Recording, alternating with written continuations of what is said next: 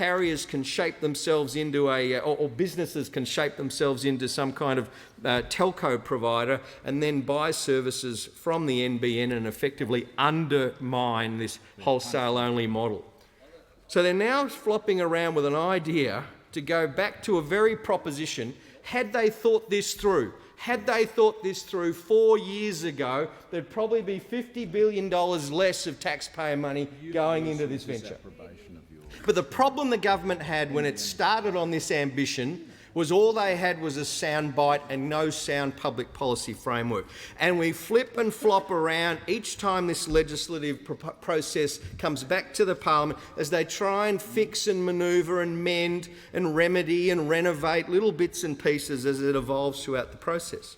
So today we're faced with another lot of these on-the-run remedies and on-the-run proposals.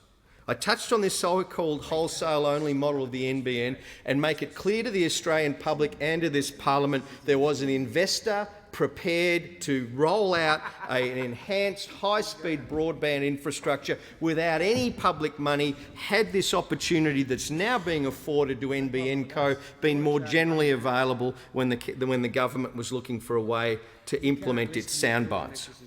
23 pages of changes to the Telecommunications Access Bill and 5 more sets of pages of complex changes to the NBN Companies Bill are what we're being asked to deal with today, and we're being told take it in good faith. It's all good stuff.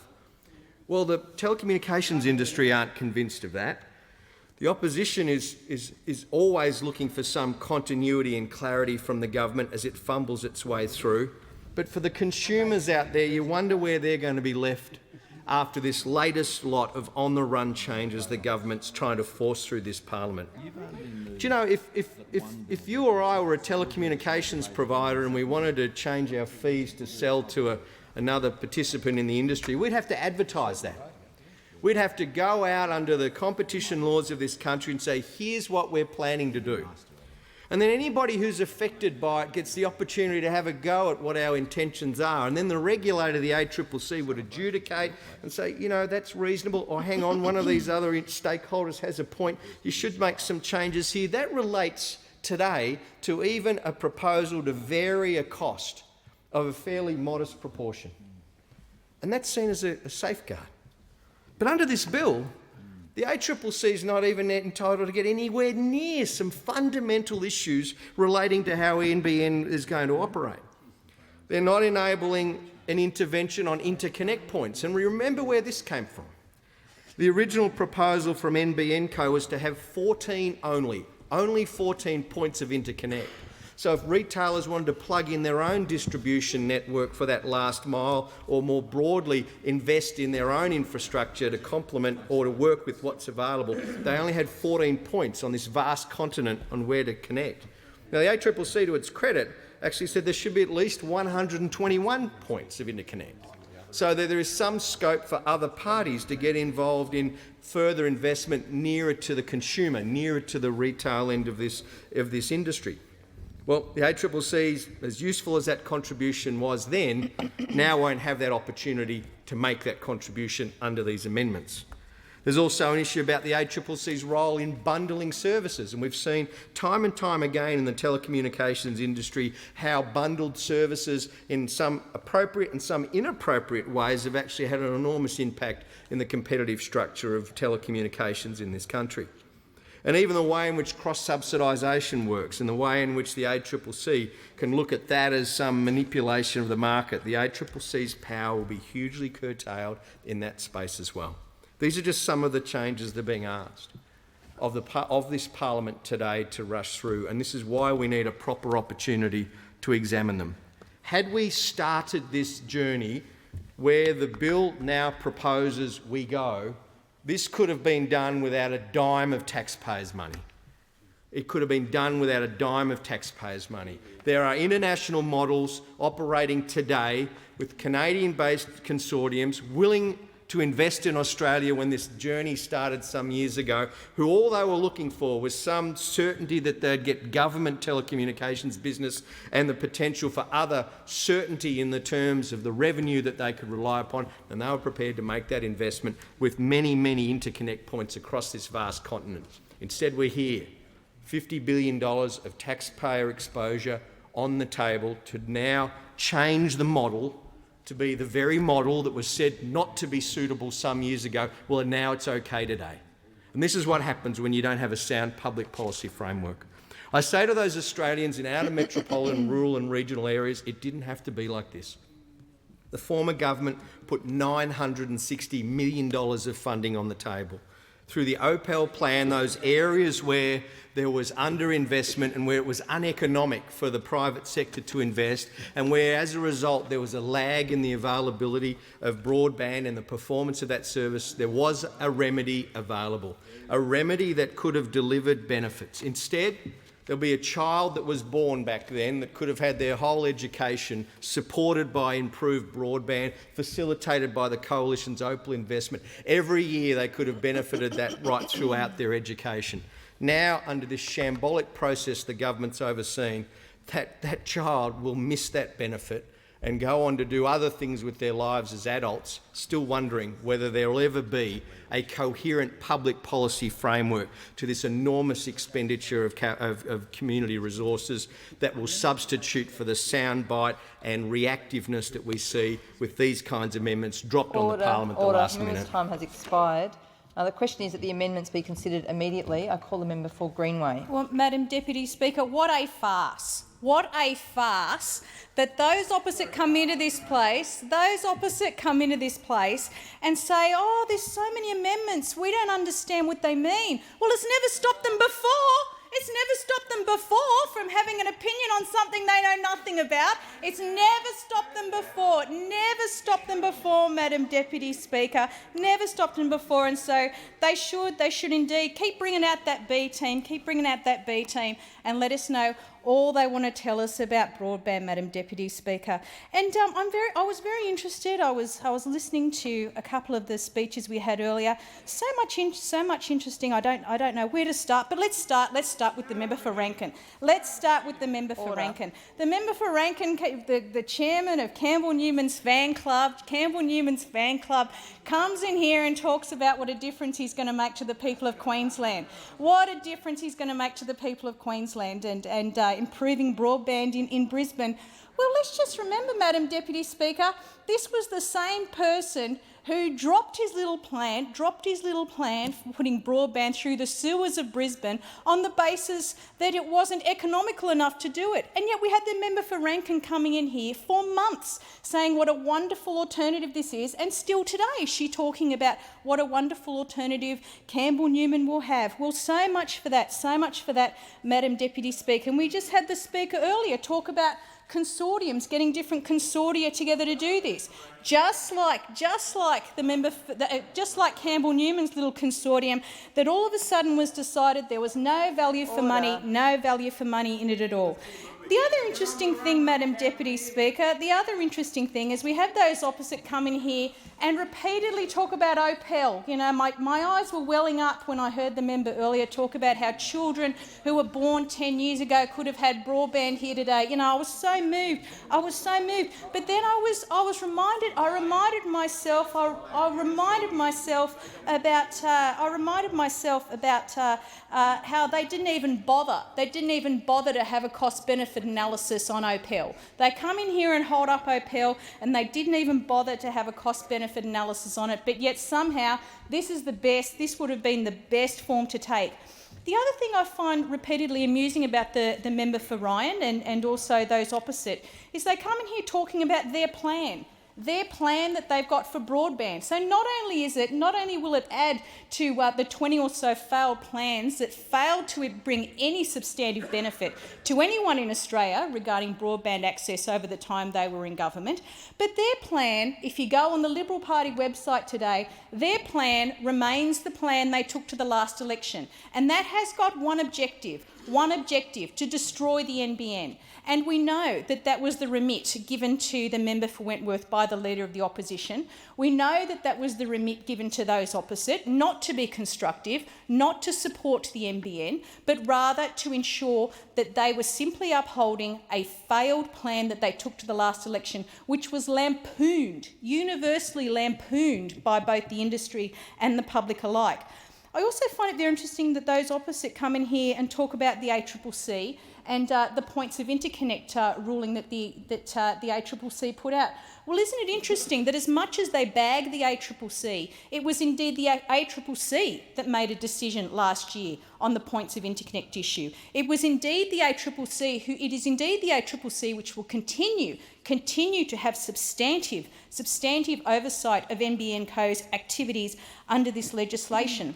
So when we have those opposite coming in here wanting to hold themselves up as champions of broadband, particularly regional members, I find it absolutely astounding that they should come in here after all those years of being done over by their coalition colleagues, done over by them completely and getting no substantive benefits at all. Madam Deputy Speaker, some things that have not changed since this legislation was first introduced. One of them is that we are still trailing. The reality is that we are still trailing most of the countries in the developed and developing world when it comes to broadband access. We can now lay claim to being behind countries such as Estonia, Latvia and the Czech Republic. And what is happening while that is all going on? What is happening while that's going on is that copper is edging even closer to its use-by date. This is not a political issue. This is fact. This is fact. Copper is nearing its use-by date. And everyone else in Australia, anyone else with any sensible knowledge of the telecommunications sector will know that when you look at the increases in fixed line bandwidth, we are surely edging closer to a time where we will need to replace the very infrastructure, the backbone of the communications networks in Australia.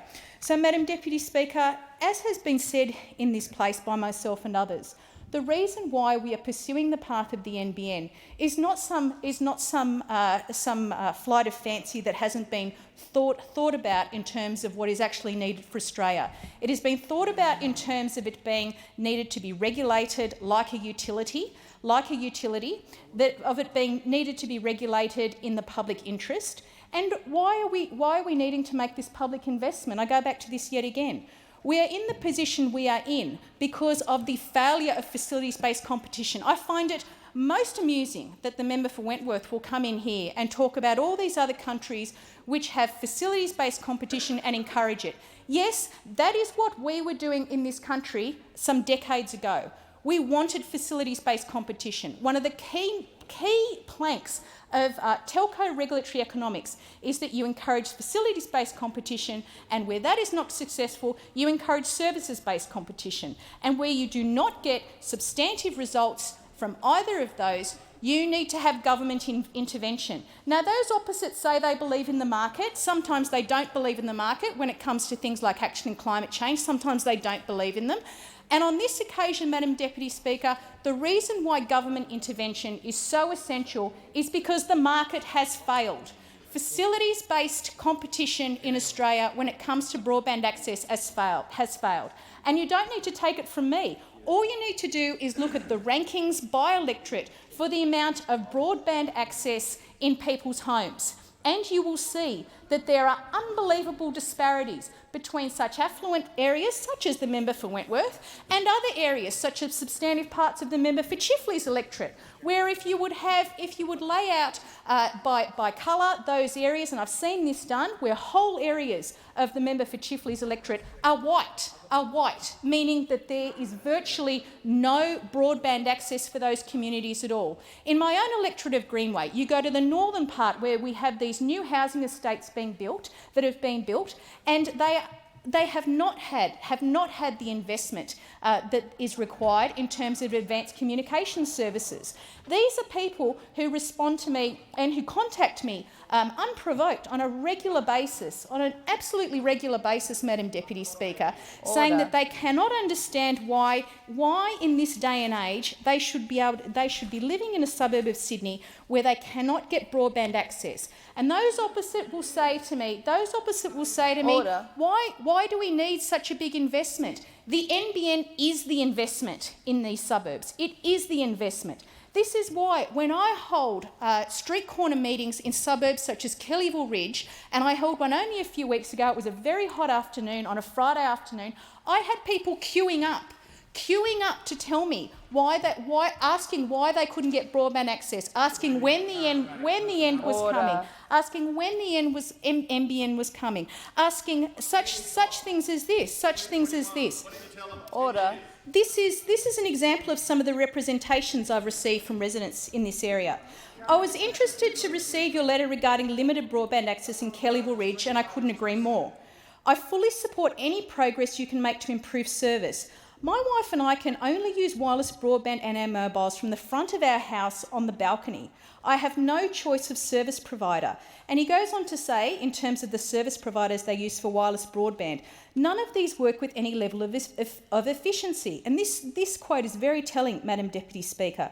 I find it extremely frustrating that in this day and age, in Sydney's largest growth area, we cannot access quality broadband or mobile services. Madam Deputy Speaker, there are whole parts of Australia which have not had equality of access to ubiquitous broadband services.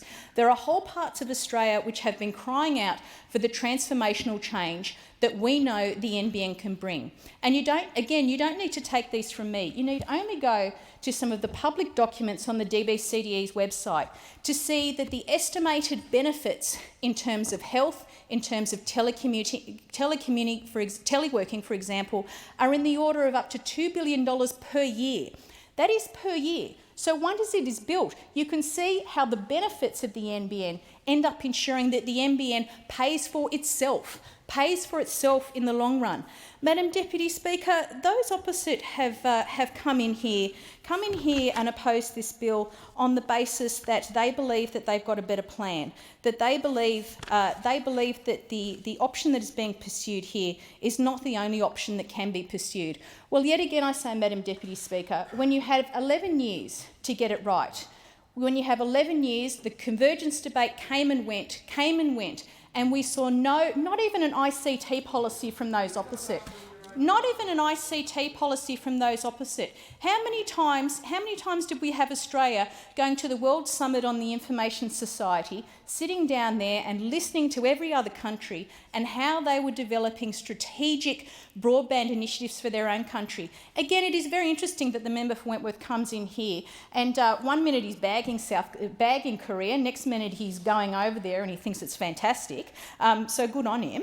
Madam Deputy Speaker, how often do we have those opposite talk about Order. how much all these other countries are developing, and yet when it comes down to it, you think about it. Think about when they were developing these policies. This was exactly the time when the coalition was in government.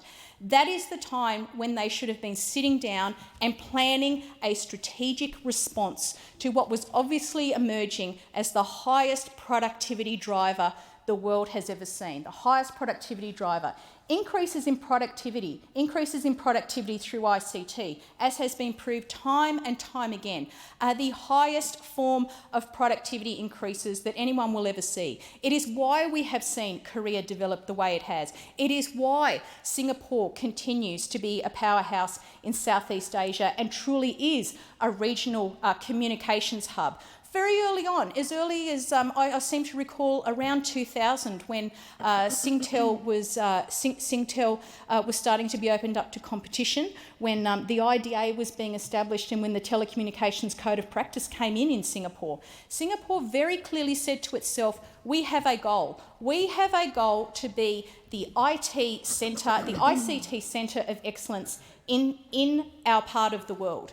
Australia just watched it. And when those opposite were sitting on these benches, what did they do? They just watched it. We watched the convergence debate come and go.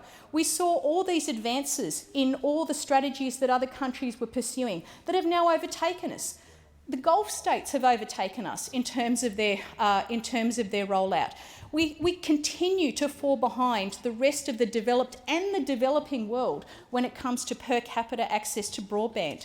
So for those people to come in here and say that there is no need for this legislation, that there is what they need is time to look at this legislation even further, I find incredible for two reasons. Firstly, They have made up their mind about what they want to do with the NBN. They have already made up their mind. So for anyone to come in here from those opposite and say that they need more information in order to make a decision, that is an absolute farce. The second thing, as I've said, it's never stopped them having an opinion before on something they know nothing about, Even the Leader of the Opposition. The Leader of the Opposition will continually, and you've got to love some of the specials he comes up with, you've got to love them, comes up with why do we need this investment in something that's only going to deliver us faster YouTube downloads? All it's going to be is a high-speed entertainment system. I love it when that happens, because as the member for Chifley will tell you, the blogs light up. They just light up with intelligent people who honestly say, and as I quoted in here the other day, what an embarrassment it would be if he were to become Prime Minister of this country. What an embarrassment it would be to the rest of the world to see a country that would be ruled by someone who was a member of a cabinet that didn't even have an ICT policy, and yet thinks that everyone simply wants to use the NBN to watch YouTube downloads. Madam Deputy Speaker, we don't need any more debate on debate. The people of Australia know that they want the NBN. The people of Australia know that there will be no equality of opportunity, both within Metro and also between Metro and regional areas, until we get the NBN. The debate has been had, Madam Deputy Speaker. It's been had around the world. There is a resounding need for an investment, a substantial investment in the NBN in this country, because otherwise we will simply continue to be left behind to the detriment of Australia. Order. The question is that the amendments be considered immediately. I call the member for Boothby. Thank you, Madam Deputy Speaker. The first issue I'd like to address is the issue of the urgency of this legislation. The government were elected in 2007 to deliver an NBN. They were re-elected in 2010 again to deliver an NBN. The Parliament has sat for 4 weeks already this year, and yet in the last 2 days of sitting, we've had 28 pages of highly technical amendments to their own legislation which were introduced. And it is unreasonable to ask the Parliament to consider such extensive and such far-reaching and such technical amendments in such a short amount of time. These amendments need careful, detailed and prudent consideration. They need consultation with stakeholders. And to bring the NBN bills to a vote in this House today, to ram through the government's own amendments without proper, prudent consideration and analysis is highly irresponsible. But this is the latest line of attempts by the Labor government to remove the public scrutiny into the NBN project. They've refused to conduct a cost-benefit analysis of this $43 billion project.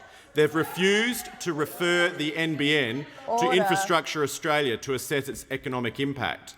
They've asked the independents to sign confidentiality agreements before seeing the NBN business case. They've only released 240 of the 400 pages of the business case, only 60%. They've exempted the NBN from freedom of information laws, and they've stopped the NBN project from being assessed by the Public Works Committee, despite the NBN project being the single largest public works in this country's history. And the important thing is, this is typical of this government. They went to the 2007 election promising a $4.7 billion NBN project. It has now morphed into a $43 billion project, and there is nothing to see for it, and it will not be complete until 2021, 10 years off. The government are going to extensive measures to avoid any scrutiny whatsoever for this project.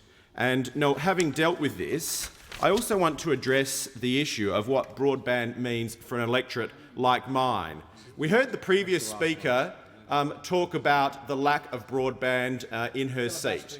And one of the issues in outer metropolitan seats, there are black spots which affect possibly 1 million to 1.2 million households. And the coalition at the last election had a plan to deal with these. we had a $750 million proposal for fixed broadband optimisation. And this was a way of doing it immediately, because the Labor Party proposal is something that is way off in the never-never. It'll be complete in 10 years' time. Now, we've heard before already about the Opel contract, which was initiated by the Howard government. It relied on a mix of technologies, and it was immediately cancelled by the Labor government on assuming office in 2007. Had that continued, more houses would have had broadband and more people would have had access to high-speed broadband. Now, the coalition plan at the last election would have delivered high-speed broadband using a combination of technologies. Part of our plan was to fill the gaps as quickly and efficiently as possible. Now, in my electorate, there are currently a number of broadband black spots, and the reason for this is that we have older exchanges. We have problems with the exchange. We have pair gain lines. We have D-slams exchanges. Now the issue is these can be dealt with very quickly. They will not be dealt with specifically under the NBN. Now, residents in these black spots are unable to access broadband internet. And as I said, there are about 1 to 1.2 million households that are affected.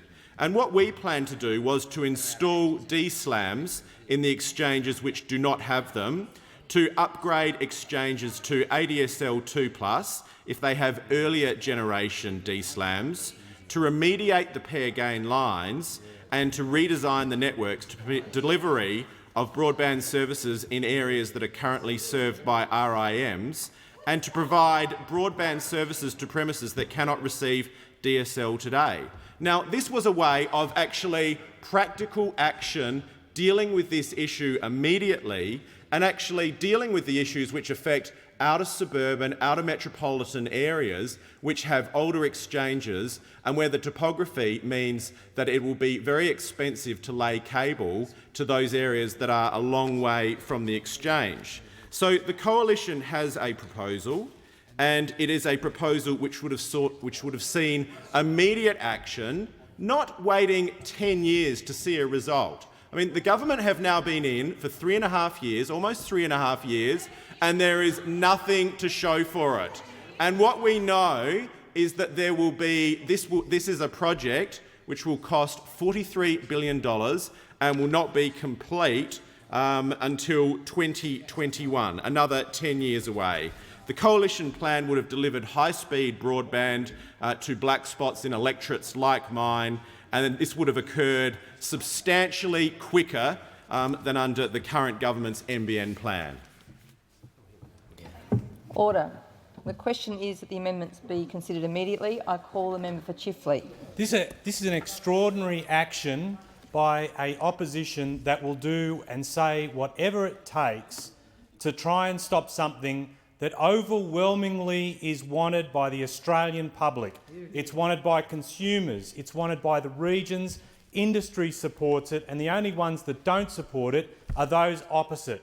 And there's a very good reason for it, because frankly they are yet again demonstrating that they will put their own political interest above the needs of the Australian public and all those people who are crying out for super fast internet access and who are quite stunned by the fact that the opposition would go to such extraordinary lengths to block it. We've had, for example, I can understand why the Liberal Party want to block it. See, they don't see the priority because in their neck of the woods, internet access isn't an issue. If you go to East Sydney, for example, within the constituency of the member for Wentworth, you won't get the type of problems that are experienced in Western Sydney or the regions. And that is why editorials like those that appeared in the Illawarra Mercury were able to rightly point out that what the member for Wentworth is advocating is basically second-class internet access for those who have at the moment in the seats that he represents within those areas of urban Australia that can get access to this infrastructure versus the suburbs and the regions. And what the Illawarra Mercury said is that basically effectively said that the member for Wentworth was out of touch and was offering a second-class network option to the rest of Australia. And it's extraordinary that to see the Nationals, I mean, they are performing the greatest lemming-like manoeuvre in this parliament, because they are strapping themselves to the Liberals' idea that they're okay with the access that they have at the moment, but they'll condemn the regions. And then we have National Party members coming in here and saying that they don't support the NBN, that they would rather have wireless. And even when they advocate that position, like the member for Patterson did, he came in here saying we should support wireless, but I don't want the towers in my electorate. Like, you're supposed to use, that this is going to be internet delivered off carrier pigeon. How do you deliver wireless without the towers? And these are some of the people, and he's a Liberal representative within the regions, but here they are, the Nationals, strapping themselves to the Liberals' vehement opposition, and this is opposition for the sake of politics, not in the national interest. Tried 19 times, failed 19 times to get this right. Here we are trying to get this system in place, and they refuse to support it. And it's worth going to some of the comment from the regions themselves.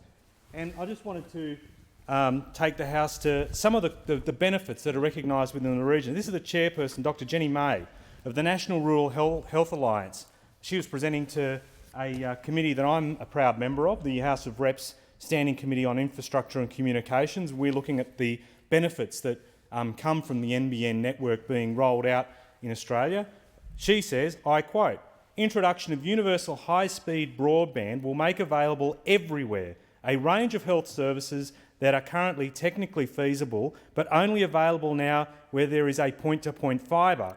Currently, this excludes much of rural and remote Australia. Real-time video conferencing and transfer of digital images such as X-rays, CAT scans, zooming in on wounds or lesions and exchange of other information will make a tremendous difference in providing interactive emergency support, primary care and healthcare at home." And that is from the National Rural Health Alliance. National Party members say we don't need it, but the people in the know who are delivering help, delivering health services in regions denied them, are saying we need this. Absolutely. Or who else? We've got here Charles Tim from Harbour IT Mudgee, who says, "I think that Mudgee is a big enough town that it would be covered by the fibre rollout, irrespective of how much the cost may or may not be. The NBN will be a truly revolutionary step forward in technology available to everyone."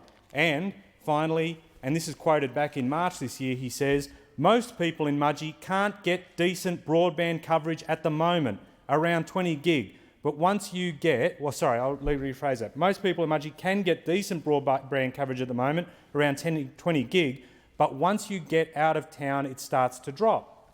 Or Phil Lazenby, Bendigo Community Telco Chief Executive Officer, welcoming the NBN business plan, says, "We are proud of the part the Community Telco Group has played in changing the competitive landscape of regional markets and look forward to working with NBN Co to providing improved services to regional communities. The higher priced broadband in regional communities compared to the metro area, higher priced currently in regional communities compared to metro, has long been a barrier for business growth, and we're happy to see that barrier removed, delivered by this government and opposed by National Party members in the coalition."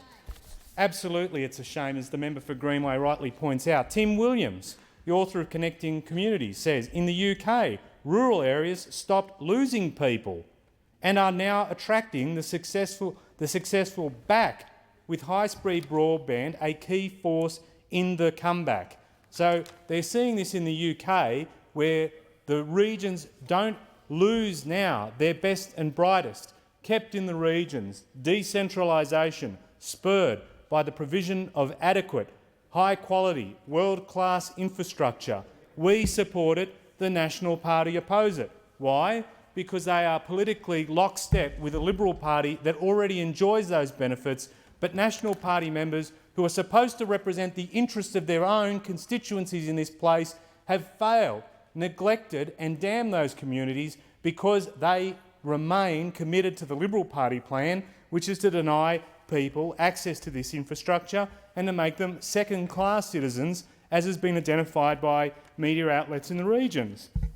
The opposition has put forward that they need time to consult, that they haven't had time, for example, to consider these amendments, and that they need more time. They can't use the weekend to read the amendments, and they say, well, we haven't got the time and we need to consult. Well, let's turn to the industry view about the benefits of NBN. Let's look at some of the quotes from industry that are saying what the NBN will deliver for this country.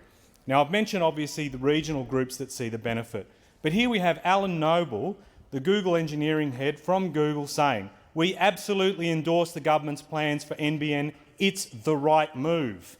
Or the head of carrier relations at Internode, "Entire DSL, HFC, ISP industry wants NBN to succeed. Malcolm Turnbull has a thankless task," which I have remarked upon in previous debates, that it is a pity to see the people who can make a great contribution deliberately not doing so because they have been given the task, and I quote, to demolish something that in their heart of hearts the member for Wentworth knows is needed in this country, not just in terms of the technology element, but also in terms of delivering the competitive outcomes that were being denied as a result of previous policy where we had a public monopoly in Telstra, basically created into a private guerrilla, laid out onto the streets of this nation, basically able to do whatever it wants or refuse to do what is required in terms of upgrading the network. We've got other people here who, Ziggy Swatowski, former Telstra CEO. Well, firstly, the government, this is back in 2009, the government decision to announce the creation of a fibre optic-based national broadband network, I think, was an audacious and quite visionary commitment. Or we've got Intel's managing director, Philip Cronin, saying, and I quote, "This is the utility of the 21st century and is as important to our future economy as transport infrastructure is today." And finally, and we've had the quotes from Optus who have said, we had one quoted earlier from Maha Krishna Pillai, and he said, "We hope that we can now move beyond the broadband debate and get on with the job of building a world-class broadband network. Fibre is indisputably the best way to deliver high-speed broadband for the long term." How many more industry quotes do you need? You've got the regions wanting this, the regions let down by their national representatives who fail to see the benefits of NBN because, frankly, they don't even know, in some cases, those regional members from the coalition don't even understand the delivery platforms required for this, but they're let down by the coalition. You have industry saying they want it, and the opposition still out there wanting to oppose it, and coming in here, amazingly, saying, for instance, this has all been delayed. We should be getting on with the job. Why has the government failed to do it? The reason is simple. We're here now. If you want evidence, we have been called back to this parliament to debate this when it should have been done last week. Why? Because the opposition in the Senate was trying to do everything it could to delay it and has now sought today to repeat that effort. Let me go on to some of the other things that the opposition have gone on with, or the red herrings they've put out that I think need to be tackled. We have, for instance, them asking the question, an answer that they know but they refuse to state publicly is, why did we go from a $5 billion network to a $43 billion one? And the answer is simple, because they know that, and as I have previously remarked in the House, when we went out and we called for industry to participate in this, the biggest component of the industry, Telstra, refused to play ball because, as I have previously pointed out, Sol Trujillo figured that the best thing to do was to put in a 5-page response to the government's call for industry involvement in the biggest infrastructure plan that we had for this country. And when it became clear that Telstra wasn't going to meaningfully participate in this, we had to take it to another level to get the job done. The job that was failed to be completed by the opposition, not once, not twice, but 19 times. They were unable to come here and put in place in the country a plan that would work. And so we had to go to that level, and they always fail to mention that point. We had, for example, this call for a list of reports. The opposition frequently will call for a list of reports on justifying the NBN, despite the fact, as I've already quoted, that the consumers, industry, the broad public want this. They fail to come up with it. This isn't a fact that there haven't been enough reports. There have been ample reports. Reports by McKinsey's, reports that have been tabled through the course of the tail end of last year. This isn't a case that they don't have the reports. They don't have the one that they want. This is what it's about. They want the answer that justifies their position. And if they don't get it, they'll keep trying to undermine it and finding some way to do it.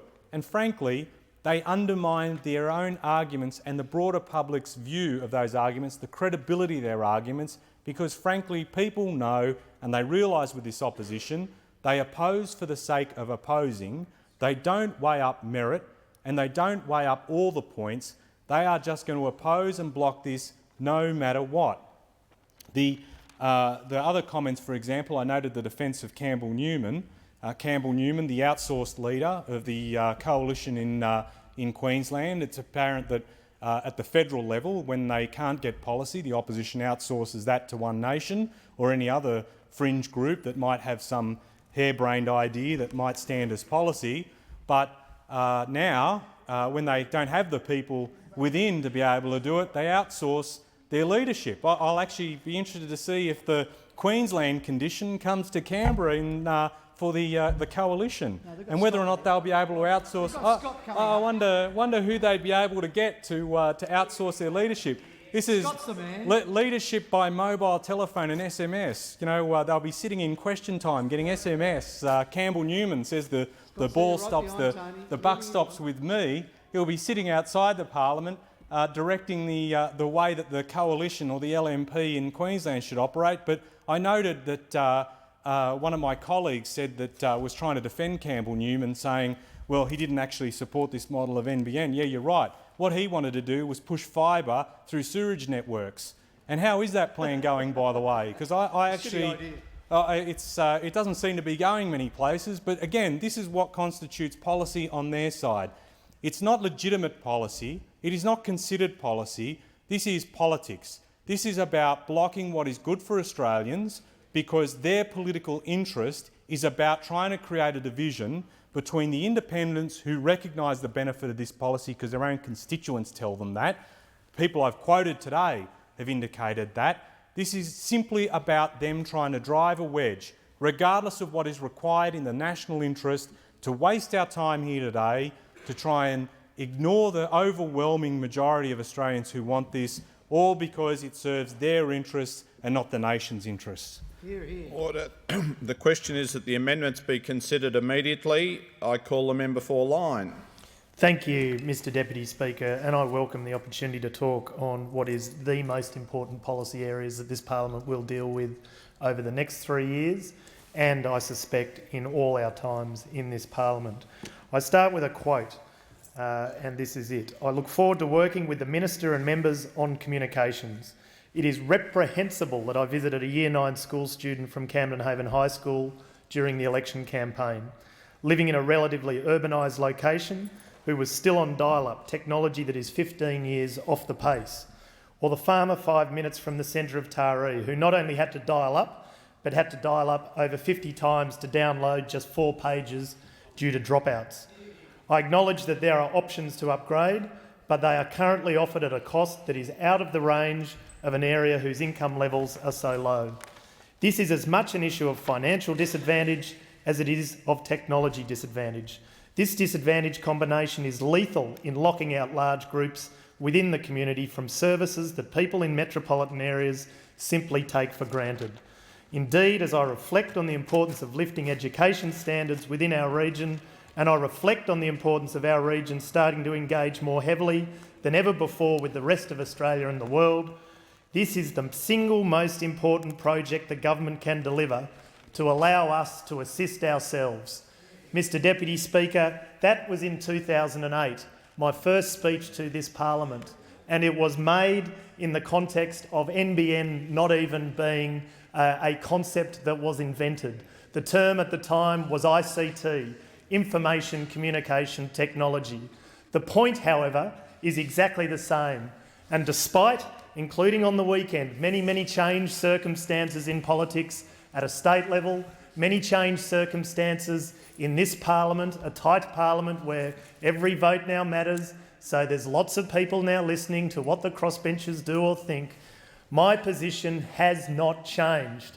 My values are exactly the same. The issues that I am working on are exactly the same. Information communication technology is a vital need for improvements in regional and rural Australia, and if it's now branded by the term NBN, a national broadband network, then bring it on. That has not changed and should not change, and I would hope everyone in this chamber is supportive of that basic concept of seeing improvements. This is an important part of the agreement reached with government over the last 6 months, and I hope they continue to deliver on this important rollout. There has been some debate over the last 48 hours that I will come to about uniform pricing, but this is important that this happens. And so the fact that we have recalled the parliament to get the job done, I am comfortable with. I do note the arguments that are used in regards process that I think the member for Bradfield and the member for Sturt, who is in the chamber, raised. But I also go back to the very point the member for Sturt used in his speech on this very bill, and that is when this first came through, a deal was done between the two major parties to rush it through on commercial grounds through the lower house. It doesn't cut it, therefore, that on the way back it is a process argument that is used. If we want a lesson learned from this, it is that we should deal with it up front in due process, without deals being done behind the chair, that allow us all to work through the many issues involved. If it is a deal done and a deal gone wrong that involves the coalition, then we all have to work hard over the weekend to make it happen. I also pick up the comment by the member for Bradfield, who gave a ringing endorsement of the work of the independent senator, Nick Xenophon, in regards to his work in dealing with the many issues involved in this bill. And in light of the weekend, in light of 2 months in areas such as mine, where there has been enormous criticism from the coalition in regards to the worth of independence, it was a pleasure and certainly appreciated to hear a Liberal member of Parliament talking the truth.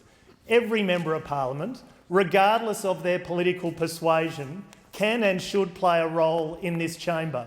Senator Xenophon last week has just been an example of that, and I was pleased to hear the courage shown by the member for Bradfield in this chamber in endorsing that work done by members of political parties or non-members of political parties outside those necessarily within the Liberal Party.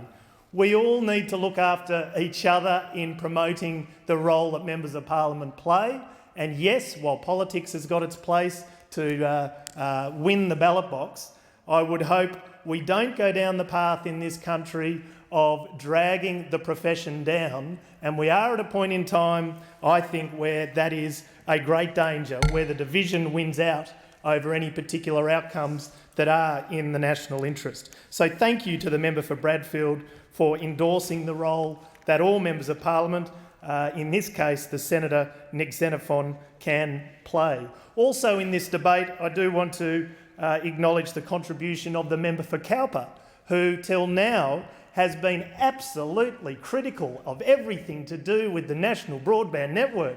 Even though in Coffs Harbour he's actually one of the first rollout sites, he has been merciless in kicking everything about the national broadband network. I was therefore thrilled today to hear his contribution, despite some of the inconsistencies where still NBN is getting called a white elephant.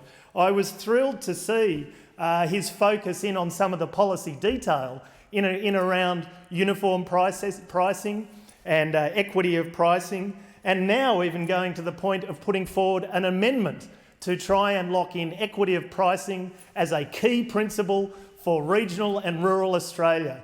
Alleluia. That is a breakthrough that we now are seeing members of the National Party even coming to the party of recognising the importance of ICT and the National Broadband Network in improving the lives of all Australians. I welcome that and will consider his amendments on its merits, so much so that I would hope, if nothing changes, to support that amendment that has been put before the House.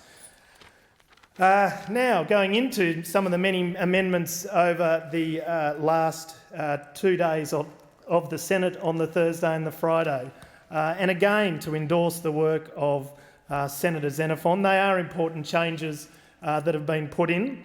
One such as making sure that there is limited price discrimination that takes place, so there is a handling of differential pricing to different carriers. The issues around points of interconnect have been put forward, so vetoing that power throughout the bill and then referring it to the ACCC. And I note that Telstra does have some concerns about that, which only says to me that this isn't just a dirty little backroom deal between Telstra and government, that there are amendments that have been picked up by the Senate that also make sure that this rollout is in the community's best interests, not just Telstra's best interests. So that is, I think, a sensible amendment that has been accepted by the Senate as well. The overall review of that and of NBN code generally, and making sure that there is no abuse of power in regards to that, giving the ACCC more power throughout the bundling of services, I think is an important oversight on behalf of community and consumers. And I do think bundling is a story that government hasn't sold as well as it should have sold, because I think bundling is a really key component of what we're talking about in regards why we are doing what we're doing, when this has been lost in the wash of cost of living pressures and electricity prices and potentially more costs in regards use of computer and internet services. I ask community to really give some reflection to the concept of bundling and to start to look at all your bills together and start to roll them into the one bill, and hopefully that will help make the point that the very point of an NBN rollout allows you to bundle all those services into the one bill, and a bill that is substantially cheaper than all the individual bills separated. So this concept of bundling, I would ask people to reflect more on, and I would ask government to, in their own interests, sell the concept of bundling a lot better than what you have done in the past. I also am accepting of the amendment in regards cross-subsidisation, so that it is only allowed for the purposes of achieving uniform national pricing across geography, and this uniform pricing was a key element and it remains a key element of the agreement with government on behalf of the member for New England and myself. This uniform pricing at a wholesale level within technology is an important commitment that has been made. And I do note that the government has consistently stated that its policy is for uniform national wholesale pricing for the services over the NBN, and that NBN Co will be delivering a 12 megabits per second service to all Australians at the same wholesale price of $24, regardless of location or technology. So that is an important commitment that has been made by government. I know there is some attempts over the last week or two to try and muddy that water and try and imply that there's been a breach of an agreement.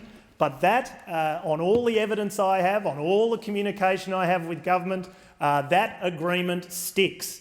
And I think for regional and rural Australia, that is a significant result in how we deliver ICT improvements and how we as a country start to engage all Australians in innovation and entrepreneurship and opportunities for the better delivery of a whole range of government services, whether education, health, or you name it. So this policy of a uniform national wholesale price over the NBN is explicit in the government's commitment to regional Australia of the 7th of September last year, and it does put in place a cross-subsidy to achieve uniform national wholesale pricing, so that people in regional areas can pay the same price as people in the city. As that statement said, for the first time, wholesale broadband prices will be the same for households and businesses regardless of where they are located. That is a significant change for Australia, and it does beg the political question, why on earth hasn't happened before? No other government has made such a substantial commitment. No other agreement has ever been able to be reached in that regard to new telecommunications services to all Australians that I'm aware of going back to the 1940s. So the government's policy on uniformity of wholesale prices is manifested in commercial decisions made by NBN Co and is reflected in its corporate plan, by other policy decisions made by government, by advice and regulatory decisions made by the ACCC to implement the policy, and in the NBN Access Bill before the Parliament right now. It is explicit, it is now being codified, it is being delivered. I think that is a substantial outcome for regional Australia, and one that I hope is acknowledged by all members in this chamber. There is an issue that, of dispute about future technologies, I acknowledge that, and I think there is going to be some amendments that will be put forward again by the Coalition that I will look at in that regard. But currently, technology and practical constraints do mean that the wireless and satellite networks are limited to the entry-level point of 12 megabits per second downlink and 1 megabit uplink.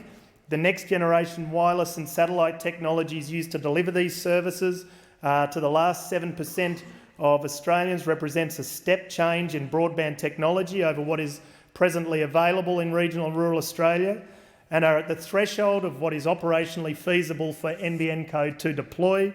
However, the statement of expectations clearly sets out the agreement and the expectations for uniform pricing, that NBN Co will upgrade services over time and demonstrate that the functionality and performance of its services is meeting demand and supporting innovation across all technology platforms. What that means in practice, as higher speeds are operationally feasible, it is intended that they too will be offered at uniform national wholesale prices. Again, that is a commitment that we now have in writing. I think it's going to be mentioned in speeches from government. Again, I will look very closely and hope to support, if there's been no changes, the member for Cowper's amendment. But I think we do need to make sure everyone sticks to that agreement. Again, I do not see any evidence to suggest there's not. There is intent. I think we're all just finding a different way to get there, and I would hope that intent is honourable, and that the Coalition amendment is honourable, and if the government does need to accept that, I hope it's not the showstopper that they may argue it is, that we do start to lock down that uniform wholesale pricing, not only for today, but into the future as well. The member for Lyons' time has expired. I understand the member for Sturt's seeking leave. Yeah, I seek leave to make a personal explanation, Mr Acting Deputy Speaker. Does the member claim to have been misrepresented? Yes, Mr Acting Deputy Speaker, and I'm sure quite inadvertently. Leave is granted. The member for Sturt. I'm sure quite inadvertently, but the member for Lyons suggested that the Coalition had made a deal with the government to get these bills passed last Wednesday, and that therefore somehow we were had joint culpability with having to be back here today to debate it. I simply make the point that, as I said in my speech, I was misled, and I have given the Leader of the House the benefit of the doubt that he was misled about the controversial nature of these bills by the Minister for Communications. When the Leader of the House mentioned to me on Wednesday that these bills needed to be got through, he told me they were not controversial, and I assume he thought they were not controversial too, but then the amendments were moved after that. The Leader of the House. To the member, well, I seek leave to make a personal explanation. Does the Leader of the House claim to have been misrepresented? Yes, I have, by the member, Leader of the House, Manager of Opposition Business, in his attempt to verbal me while I was outside the chamber. The fact is that it is normally the case that we receive bills back from the Senate. The judgment was made correctly to come back here on Monday because, as did occur, the Senate sat till late Friday evening. So if we had not made that decision, we would have been back here on the Saturday. And with regard to the nature of these bills, what is not controversial and what there is no dispute over is that a majority of this House support the National Broadband Network. And we'll see that again when the votes are held later today. Order. I think it's time we return to the bills. The question is that the amendments be considered immediately.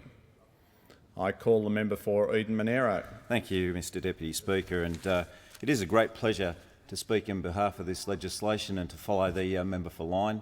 I often wonder how it is that we can have members of the National Party speak in this chamber and claim to represent regional Australia and yet be opposed to such important breakthroughs for regional Australia, such as this NBN. And it is great to see that the member for Lyne and the member for New England have stood up and been counted in this effort. And it really does disappoint me when I hear comments on the other side, as I hear regularly, that, why would we spend this amount of money to enable people to download movies?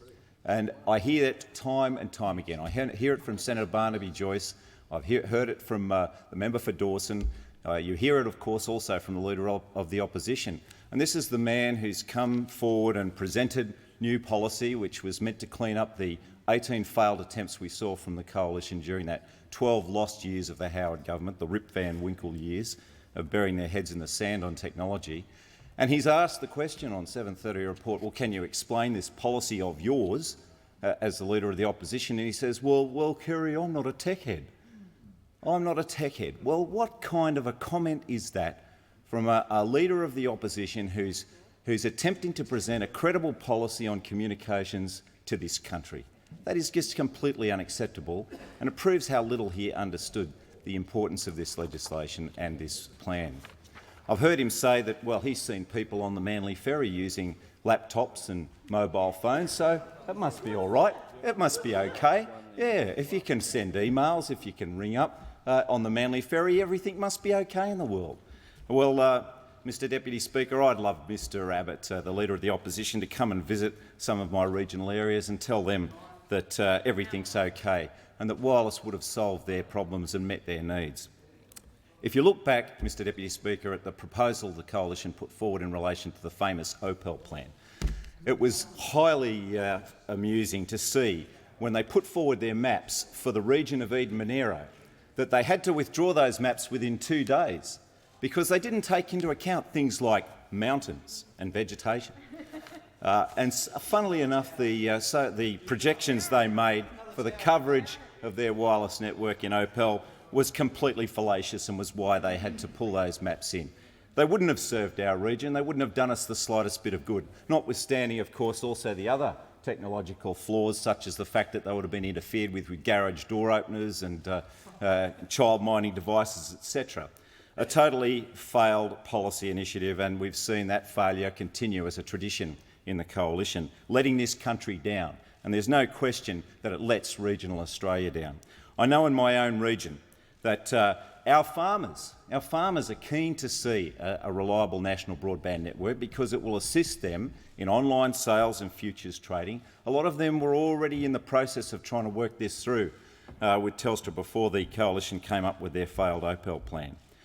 This is a very important measure to be able to do this futures trading and online sales because it helps also with biosecurity. If people on the land don't have to bring their cattle to sale yards, of course they avoid that expense of bringing their cattle, but they also avoid the transfer of diseases that often happens in sales yards, like with sheep, for example, the transfer of ovine John's disease. Also, of course, the movement of weed seeds around Australia as well is minimised if you don't have to bring your cattle to sale yards. All those possibilities are out there, but you need highly capable broadband speeds because it all revolves around being able to upload a lot of video, high-definition video to make that possible. I met with people back in 2007, like a man who produced video files for advertising agencies living in Batlow, wanted to live in Batlow. The trouble is he would have to phone up, hook up of a night, upload highly dense media files, which would take all night to get through if that connection lasted all night. Now, normally business people will just not put up with that. They need more reliable connections to be able to operate. And so he was only living there because he's passionate. But it shows you that the potential for regional areas to have businesses located in the regions if you have a reliable high-speed connection. And if we're talking about the potential for business in regions, I can cite to you, Mr Deputy Speaker, an example that came to me just recently. A company was proposing to set up a call centre in the Port of Eden, where we have had recent economic issues. We need to boost the opportunities in that town. They made it very clear to me that the number of people that they could employ in such a call centre was directly related to the speed of their connection. They presented to me a chart, and that chart had on one side connection speeds and on the other side numbers of people that they could employ. At the top of that list was if they could get 20 megabits per second, they could employ 50 people, and it went down that list. The lower the connection speed, the less people they could employ. Now, we cannot get that throughout my region, and wireless will not deliver that either. Only fibre to the node will deliver, fibre to the premises, fibre to the business will deliver that kind of speed, and speeds well beyond that, so that things that are not within our imagination now will be possible. And this is the thing. What this coalition wants to do is to put straitjackets on our business, straitjackets on our kids. And when we talk about our kids, I think very much about education in my region. Throughout my region now, it is very difficult for children to receive language training, language education. That is just not possible with the dispersal of our education system in rural and regional Australia to get all the language training that they would like. But with the National Broadband Network, I can have a school in Jindabyne connected with a school in Maria being taught by a language teacher in Sydney. The kids will be able to take virtual field trips. They'll be able to have a whole world of educational possibility opened up to them. And that human resource in the bush that is not being exploited now because we don't have that sort of access is a crime. It's a crime that we don't enable our kids and we don't enable our entrepreneurs and our people with all that potential in rural and regional Australia to exploit that potential for the benefit of a nation with a small population as we have. We cannot afford to waste that human potential, Mr Deputy Speaker. Also, of course, health is so critical to rural and regional Australia, and we've seen so many possibilities that can be achieved through the delivery of telemedicine, and it forms the basis of many proposals that are being put forward now by institutions for my region. It forms a critical element of the Jindabyne Super Clinic that we're proposing, and also the ANU's proposals for health services in our regions. Mr Deputy Speaker, it also offers us huge potential in relation to agriculture practices themselves. A survey conducted by Access Economics highlighted the benefits of smart systems irrigation, which could be applied in the Murray-Darling Basin, reducing water use by 15%. The increase in the net present value of GDP by $420 to $670 million over 10 years and the creation of 800 jobs just across the Murray-Darling Basin alone. So in order to make smart systems effective, you need the NBN underpinning that sort of technology. The NBN will allow the data from smart systems to be used more effectively. And I noticed Access Economics estimated the benefits of a less ambitious NBN agenda in national fibre to the node broadband would have increased net present value by $8 to $23 billion in this country over 10 years and create 33,000 jobs by 2011. Imagine how much more we will achieve through the full capacity that this government is presenting. But, Mr Deputy Speaker, people don't have to take my word for it. One of the important journals in this country that regularly analyses business information, productivity and investment is, of course, the Australian Financial Review. And there has been a steady stream, a drumbeat of reporting in the Australian Financial Review about the essential nature of this NBN. Here, Mr Deputy Speaker, is one headline. NBN stimulates investment in research. Now, this isn't the Socialist Alliance, Mr Deputy Speaker, this is the Australian Financial Review. This analysis has pointed out that research staff in regional Queensland and New South Wales, following deals with local state government, would create about 300 new jobs from the investment of large companies like IBM and Hewlett-Packard, taking advantage of the NBN spine. They have stated that it would be a big incentive for technology services companies to back the NBN, and that will give them access to skilled staff in regional areas where wage pressures are much lower than Sydney and Melbourne amid chronic shortage of skilled staff in major cities. New integrated development centres at the University of Wollongong, creating 250 new positions, are also potential from Emphasis and Hewlett-Packard and their subsidiary Emphasis, and their investment in rural and regional Australia would be enormous through this, as is highlighted in this article. And I'd quote from the Emphasis Australia-New Zealand Director, Sudhir Mathur, who said, "What the NBN delivers to the country is obviously good because it enables organisations like us to have confidence that the backbone of the infrastructure that is provided in the country is something that will do us good."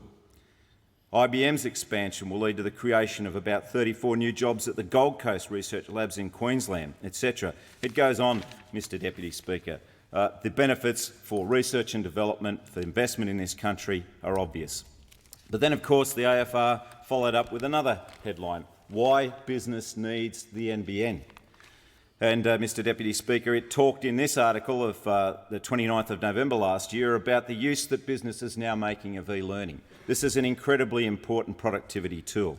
50% of employers now use e-learning as part of their employee training, which is up from 40% in 2009.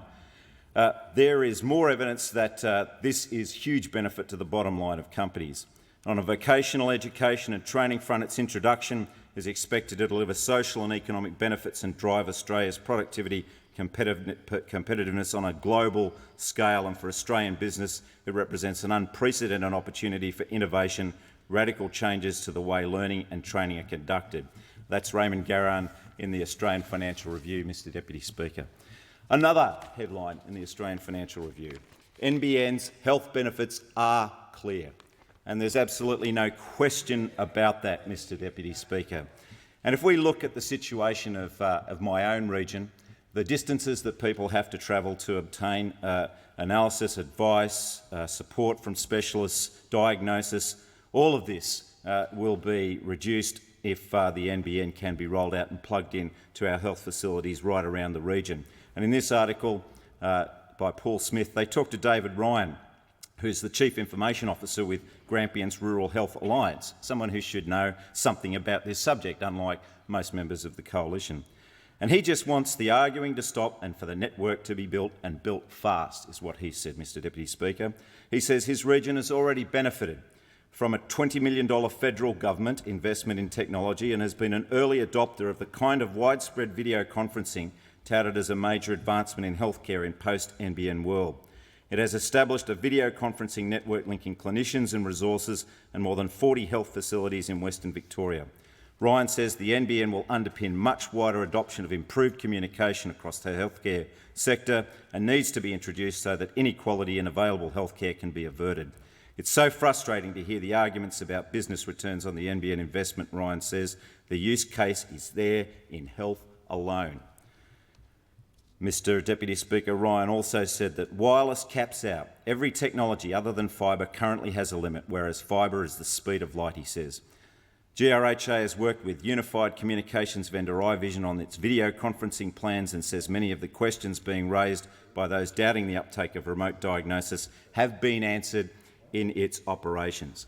So, Mr Deputy Speaker, the case is very clear across the entire spectrum of the potential services that the NBN can deliver. And I would argue too, in relation to the investment in what might be a technology capture, in other words, a freeze in the technology now, and this investment will deny the application of future technologies. Well, Mr Deputy Speaker, Albert Einstein discovered long ago that there is nothing faster in this universe, Mr Deputy Speaker, than the speed of light at 300,000 kilometres an hour. There is nothing faster than the speed of light. Where we will be insulated is in that basic technology spine for the delivery of the NBN. Where the technology changes can happen is on the boxes that will strap on to the end of that fibre network. The technology itself will deliver for us speeds of 1,000 megabits per second, which is well beyond the current imagination of those who would use this technology. And that is the biggest thing, Mr Deputy Speaker. Einstein said that imagination is more important than knowledge, for knowledge is limited to all we now know and understand, but imagination embraces the entire world and all we will ever know and understand. And that is the essence of what we're talking about today, the unleashing of the potential of this nation and in particular rural and regional Australia. And on the opposite side of this chamber, we see people that would place straitjackets and shackles and deny our children and deny our people who want health services and deny our entrepreneurs the ability to take this country forward and achieve productivity benefits beyond the imagination of those opposite very clearly, Mr Deputy Speaker. And I ask them to lead, follow or just get out of the way. Thank you. Order. Question is that the amendments be considered immediately.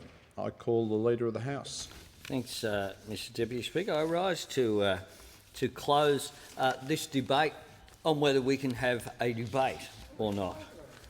And I do so because of the actions of those opposite who at 10 o'clock this morning were supposed to come in here and had 4 days to prepare any amendments that they wanted, any changes that they wanted to make to the legislation, and to be able to advance their arguments in favour of it.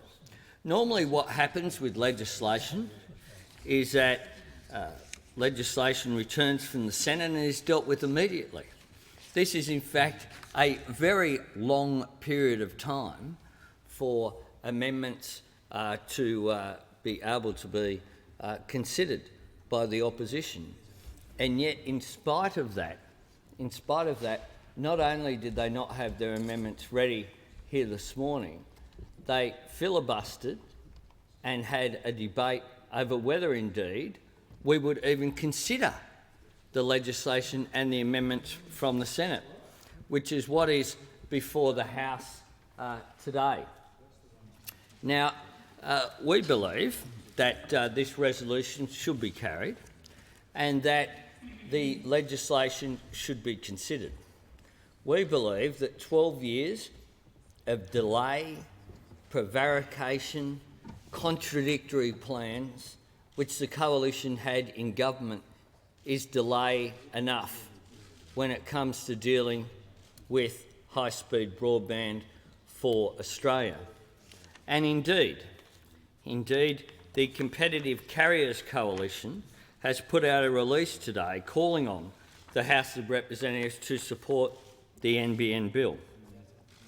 They had this to say: the Competitive Carriers Coalition today announced that amendments to the NBN bills now address the issues of concern that it had raised, principally being the need to remove all access pricing discrimination opportunities, be they volume or efficiency-based.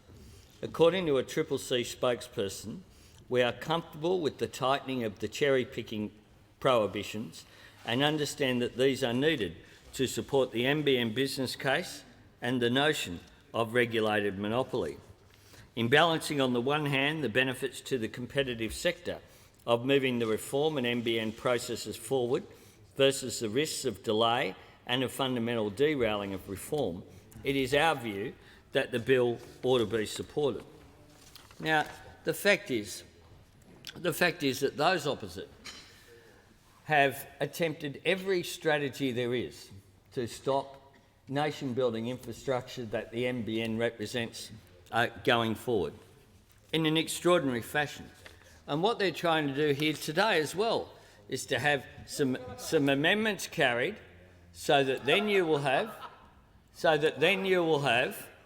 the Senate have to be recalled, and then we'll have to be recalled as a House of Representatives to consider those decisions. So they are determined to delay at any point. 12 years of mess. What they haven't been prepared to do is to debate the substance of the amendments that have been made to the legislation in the Senate. So we've now been sitting for more members will than stop 4 interjecting. hours the Leader of the House has the call. without dealing with any of the substantial issues before the parliament today. Indeed, we had a motion for a suspension of standing orders this morning that wasn't even in order. It says it all about those opposite, their failure to deal with substance and their reliance upon opposition and rejection. Negligence. That's now, what it is. Criminal negligence. This motion, I assume that this motion actually that the opposition won't be dividing on it, given the rhetoric that the manager of opposition business says should occur. So he says that they're dividing on it, even though they say they want to get on with the debate. The contradiction is extraordinary. And they want to keep going. My motion should be carried by this House, and then we should debate the substance before the House, which is the legislation that's been amended by the Senate. It's important legislation. It should be carried. I commend the resolution to the House. Order. The question is that the amendments be considered immediately. All those of that opinion say aye. To the contrary, no. The ayes have it. The noes have it. Is a division required? A division is required. Ring the bells for 4 minutes.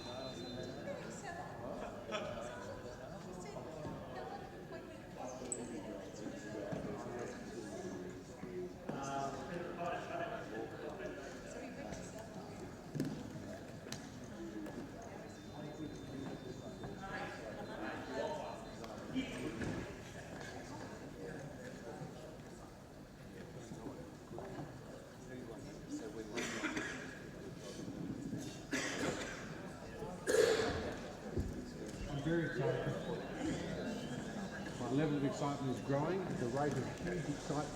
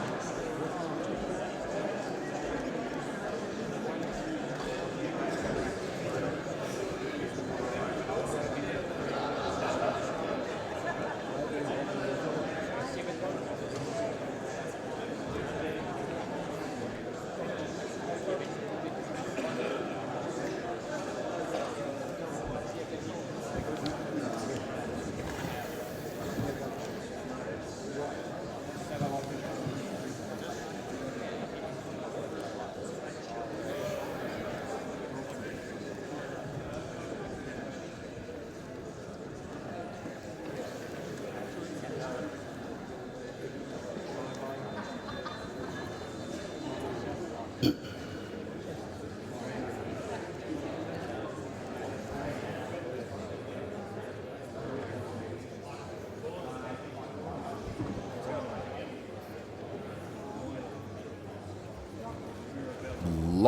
the doors.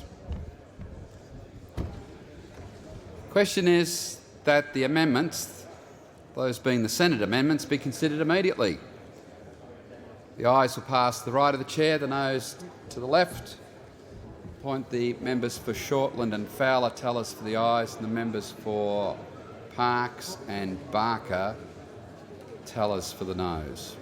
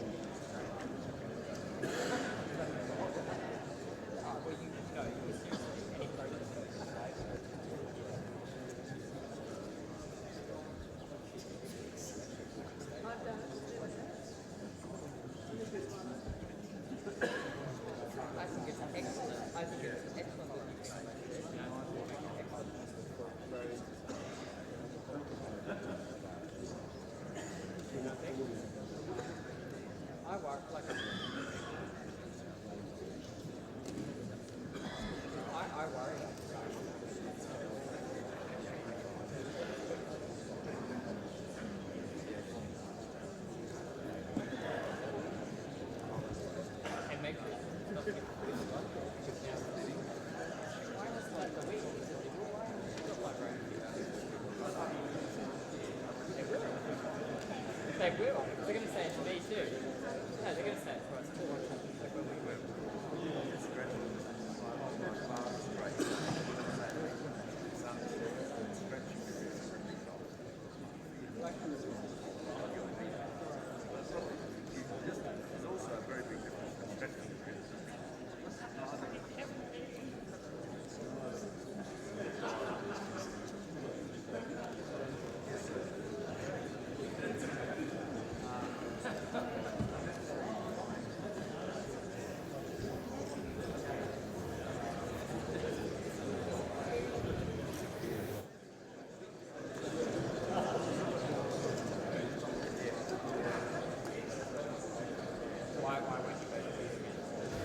Order. The result of the division is ayes 68, noes 65. The question is therefore resolved in the affirmative. Order. I understand it's the wish of the House to consider the amendments, that is the Senate amendments, together. If there's no objection, I'll allow that course of action. Minister. I move that the amendments be considered together and one question be put on the amendments. Yeah. Order. The question is that the amendments be considered. Sorry, I was taking it that the House had no objection to the amendments being taken together.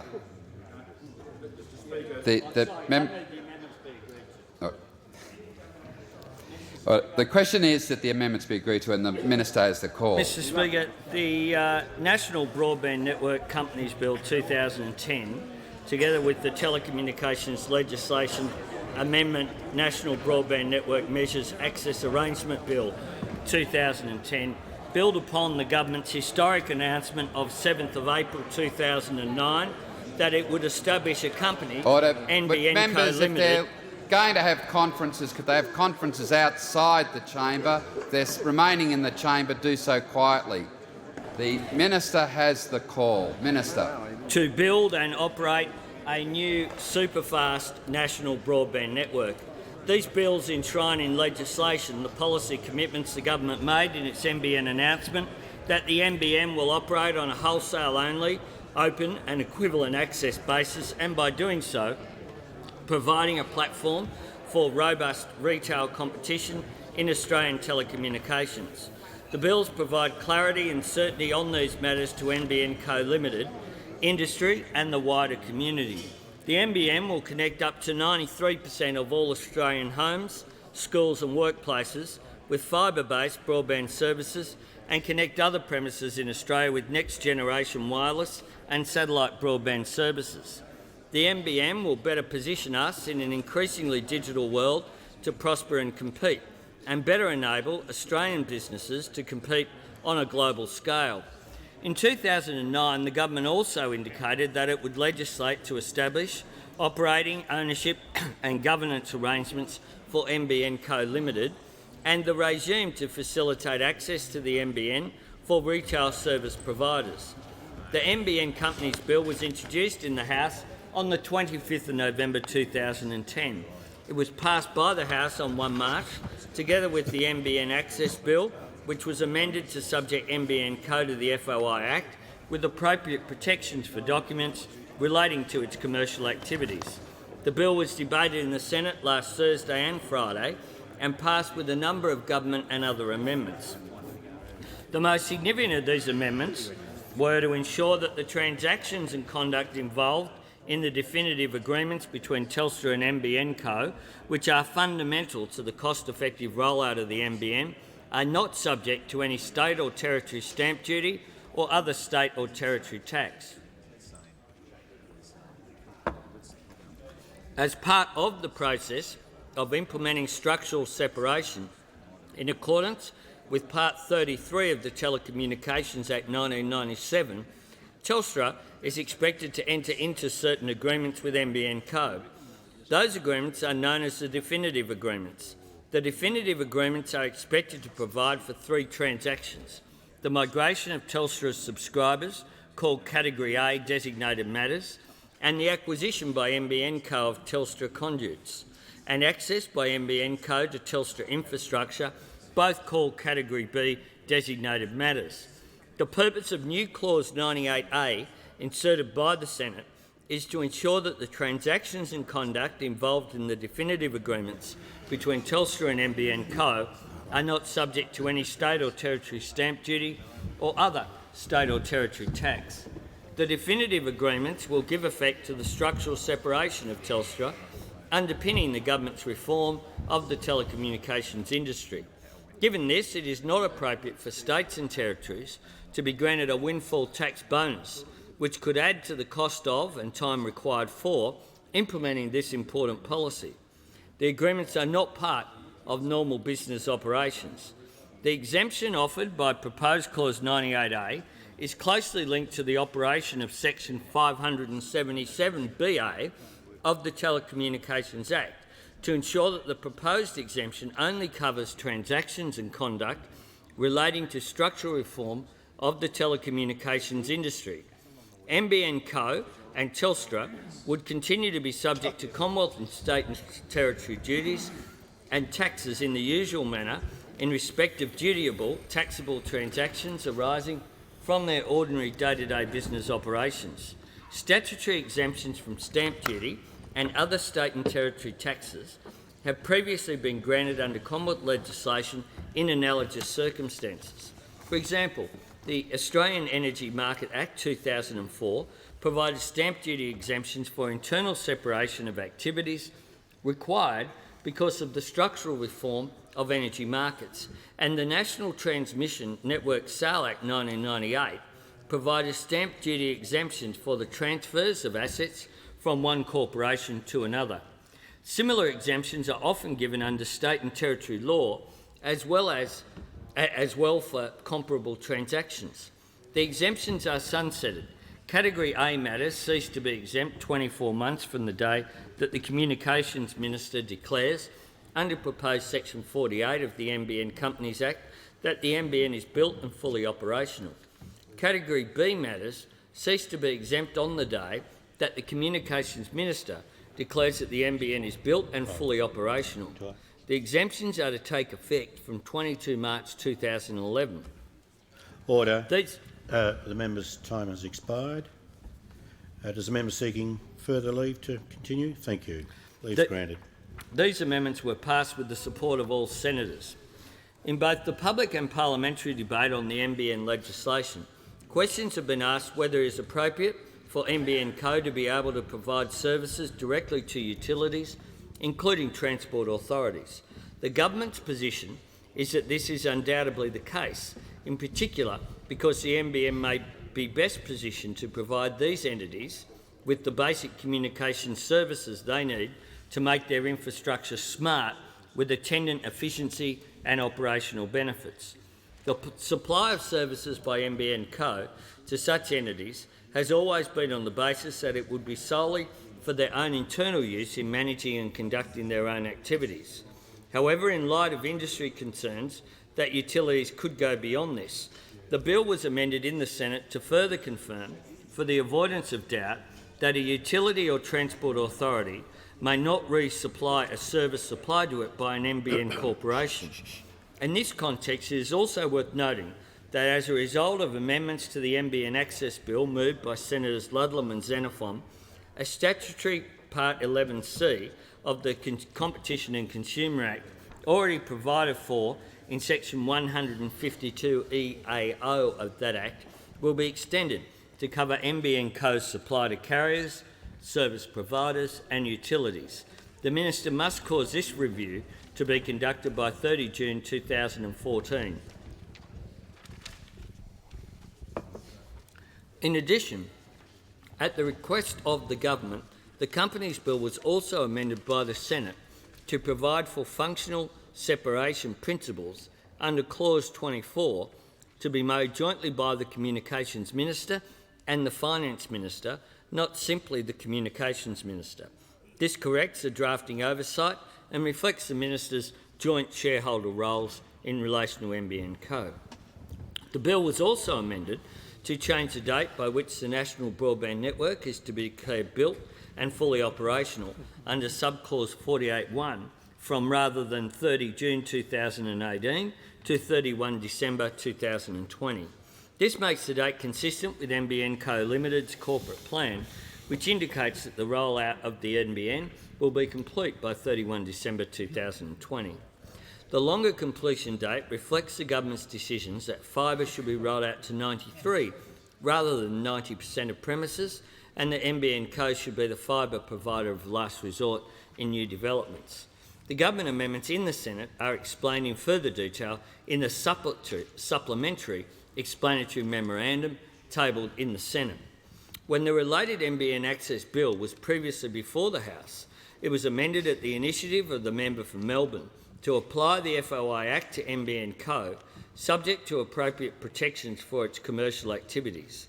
Some questions were raised as to the efficacy of these arrangements. To address these concerns, the Companies Bill has been amended at the initiative of Senator Ludlam.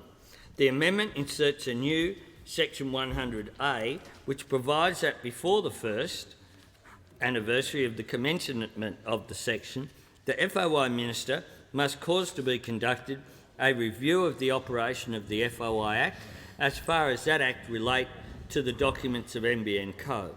The report must be tabled before each House of the Parliament. The government supports this amendment. In conclusion, it is the case that together with the NBN Access Bill, the NBN Companies Bill delivers on the government's commitment that NBN Co Limited will operate on a wholesale-only, open, and equivalent access basis, delivering long-term benefits for competition and for consumers. The bill should be passed to provide NBN Co and other stakeholders with a clear legislative framework for the company's operation, and I commend the amendments and the bill to the House. Thank you, Minister. The question is that the amendments be agreed to. The member for Wentworth. Thank you, Mr Speaker. Now, for the convenience of the House, I'm going to describe the approach we're proposing to take to this bill, and I'll also refer to the access bill, the NBN access bill, which is the next one. The amendments to this National Broadband Network Companies Bill were almost entirely agreed to, or at least not opposed by the coalition in the Senate, so we don't propose that there be any division on that. We have 2 amendments to propose. They are numbered 1, 2 and 3, 3 amendments I should say, and we propose to deal with 1 and 2 together. They relate to the wholesale basis upon which the NBN should proceed, and the third one relates to the Freedom of Information Act, which I'll return to in a moment. As far as the access bill is concerned, this was very, very substantially, indeed dramatically, amended in the Senate, and we have an amendment which the member for Cowper will be moving, which will have the effect of ensuring that there is uniform pricing of NBN services across all technologies. That is to say, the NBN will not be able to charge more on a per megabit per second basis because it is being delivered over wireless or delivered over satellite. And so that will genuinely hold the NBN's to its promise that there will be absolutely uniform pricing on a megabit per second basis, because the mode of delivery, of course, is irrelevant to the user. They're only concerned about the service that they get. We will propose that the amendments to the access bills, that I'll come back to them when we get to that bill, but a number of those bills be divided on, and a number of the amendments not be divided on, because they are ones that we did not oppose in the Senate. Now, Mr Acting Speaker, I won't speak to my amendment, the amendments right at the moment, but I'll just simply make some observations insofar as there have been further claims made by the government about the NBN, in particular by the member for Eden-Monaro and the member for Greenway. There have been a lot of claims made today about the benefits of broadband. We do not disagree that broadband is a great thing. We agree that there should be fast broadband throughout Australia. All of the examples given by members of the government apply to broadband regardless of the technology by which it is delivered. The issue that there are 2 big issues in this debate: cost effectiveness, which relates to technology, and industry structure, which relates to competition. There is simply no possible basis at all, on a technological basis, to claim that the benefits of broadband can only be delivered by fibre to the home, the most expensive way of delivering broadband services. And as I pointed out this morning, in Korea and South Korea, which is often cited as the most technologically advanced country in terms of broadband, there is not broadband to the home, or broadband to the apartment in most cases. It is effectively broadband or fibre. It's not always delivered on fibre, but it is fibre to the node, and the actual reticulation into the apartments is through different wireline technologies. And honourable members may be surprised, as I was, to learn that even in new developments in Korea, they are not running fibre into particular apartments. And in fact, I inspected some very large developments in Incheon where they've run Ethernet, which of course is then connected into a fibre link through a switch in the basement, effectively a fibre node in the basement. So you know, the government keeps on missing the point here. This is not a question of broadband good or bad. We say broadband good. Hooray for broadband. The question is, how do we— 3 cheers for broadband. Member for Sturt helpfully says, how do we deliver it in the most cost-effective way? And the bottom line is, as Robert Kenny, the expert who's been in the House here today talking to us, notes, this government is doing it in the most expensive way, the least cost-effective way possible. Thank you. The member for Cowper. Certainly. Thank you, Deputy Speaker. I'm pleased to rise and speak in relation to these amendments because it is a very important issue with regard to regional and rural Australia that we have high-quality broadband services. And there is certainly great concern that as to whether this project is being delivered in the most effective way. And as the member, previous speaker, has said, we are agreed that high-speed broadband is very much an objective that we should be attempting to deliver. Where we differ is the way that is to occur. The Coalition certainly believes that there are more efficient and effective ways that we can deliver high-speed broadband, and it is vital that we attempt to maximise the return on funds for the taxpayer, and that it is right for government to get involved in the area where there is market failure. The problem that we have as an opposition is that at $50 billion, this project is the largest project in Australia of its type. It is the largest project undertaken by government, and as such, we believe that funds can be more effectively and efficiently expended than is currently being done through the proposals put forward by the government.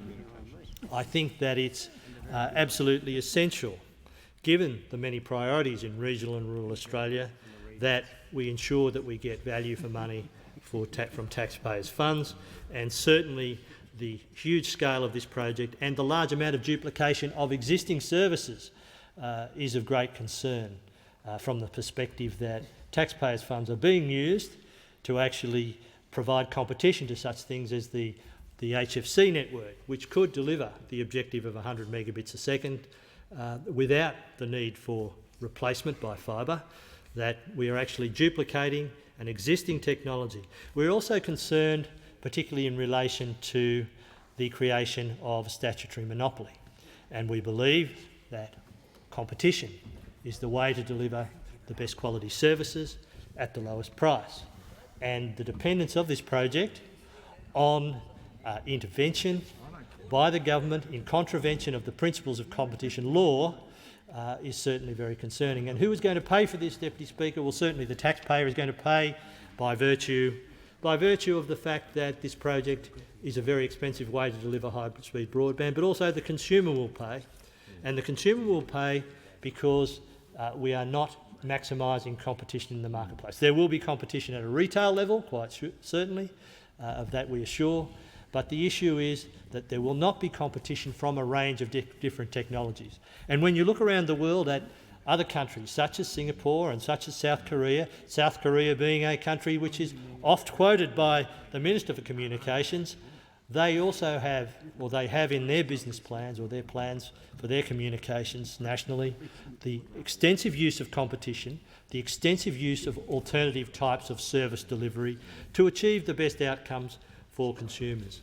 We believe that the massive expense of this project cannot be justified, and certainly the Coalition had a plan through the Opel network to deliver high-speed broadband to regional and rural areas. That would have been completed by the 30th of June 2009. That would have basically filled the gaps, and that's the appropriate role for government, to allow the market to provide for communications needs where markets are working, but where there is market failure, that it's appropriate for the government to step in. And that was the Coalition's approach, to use a range of technologies to step in where there was market failure, as opposed to creating a $50 billion white elephant, massively taxpayer-funded, massively supported, but also supported through a restraint on competition, and that's a great concern. At what cost to Australians that they're not only subsidising this through their tax dollars, but they will be paying more for broadband as a result of a reduction in competition. And I'll certainly be moving an amendment shortly to ensure uniform wholesale pricing across technologies, to ensure that the wholesale price that will be operating no matter where you are, will be the same regardless of what technology you use, whether that be satellite, whether that be wireless, or whether that be the fibre optic system.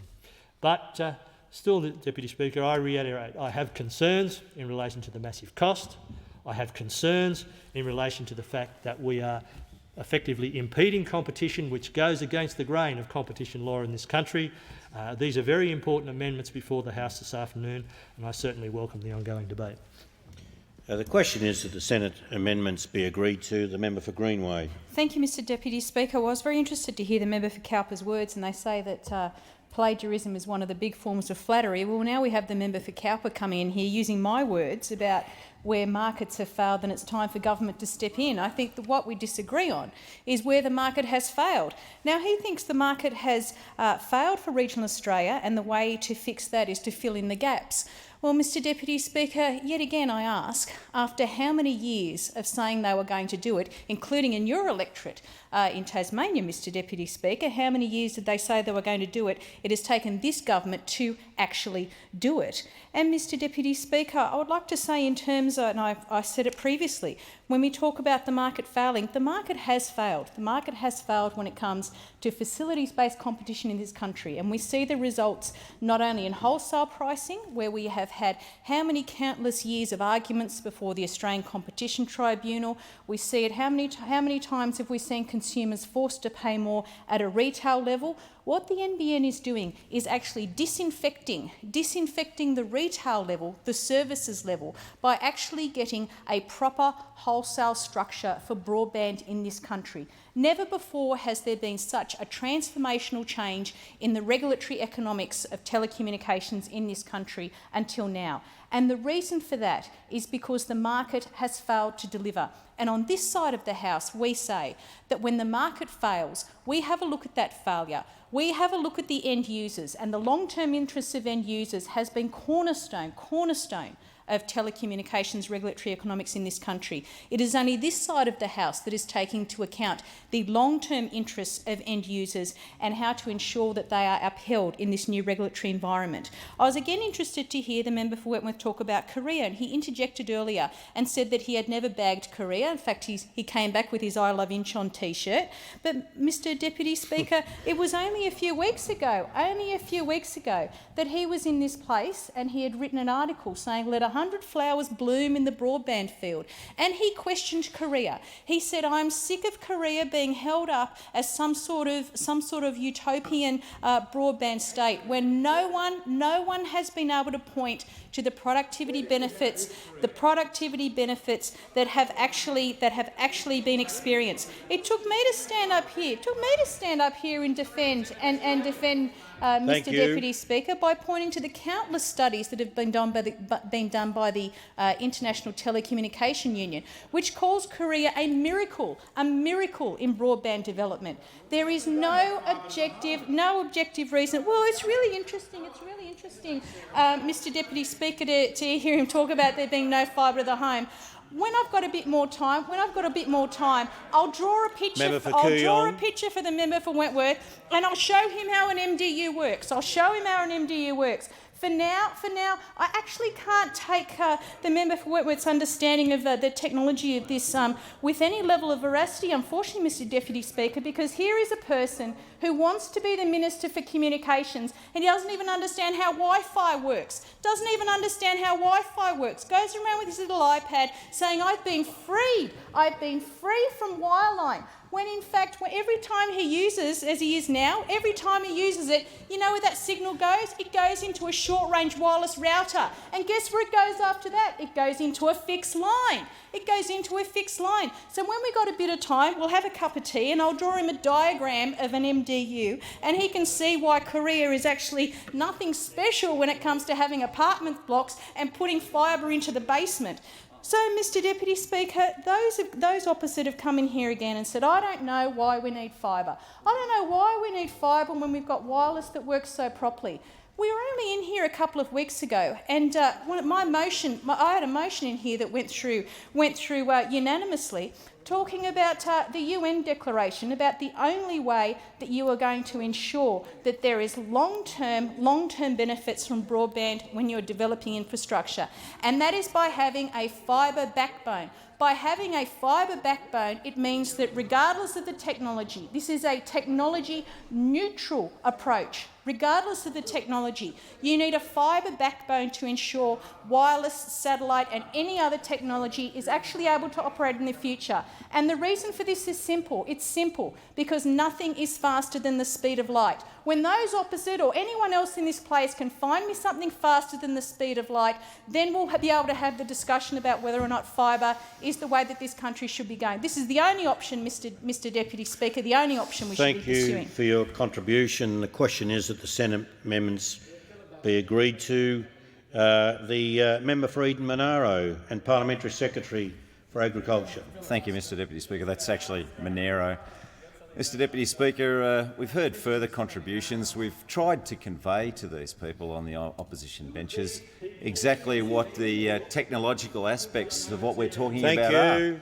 But it seems to me that no matter how much you do try and convey, trying to educate these people, that they don't seem to understand what this is all about. And they talk about the fact that the technology of wireless networks would be adequate for regions like mine. It just simply is not true. We know, of course, that if you have a wireless-only network, that it will be greatly encumbered, greatly slowed down by the volume of traffic that would be put on the wireless network. Not only would it be greatly slowed down by the volume of traffic, but of course the further you move away from the tower, the worse it gets. If you don't have a optical fibre spine supporting a wireless network where it is required, then it is just completely fallacious that you could get the sorts of speeds that it would be necessary for the businesses that would like to use it.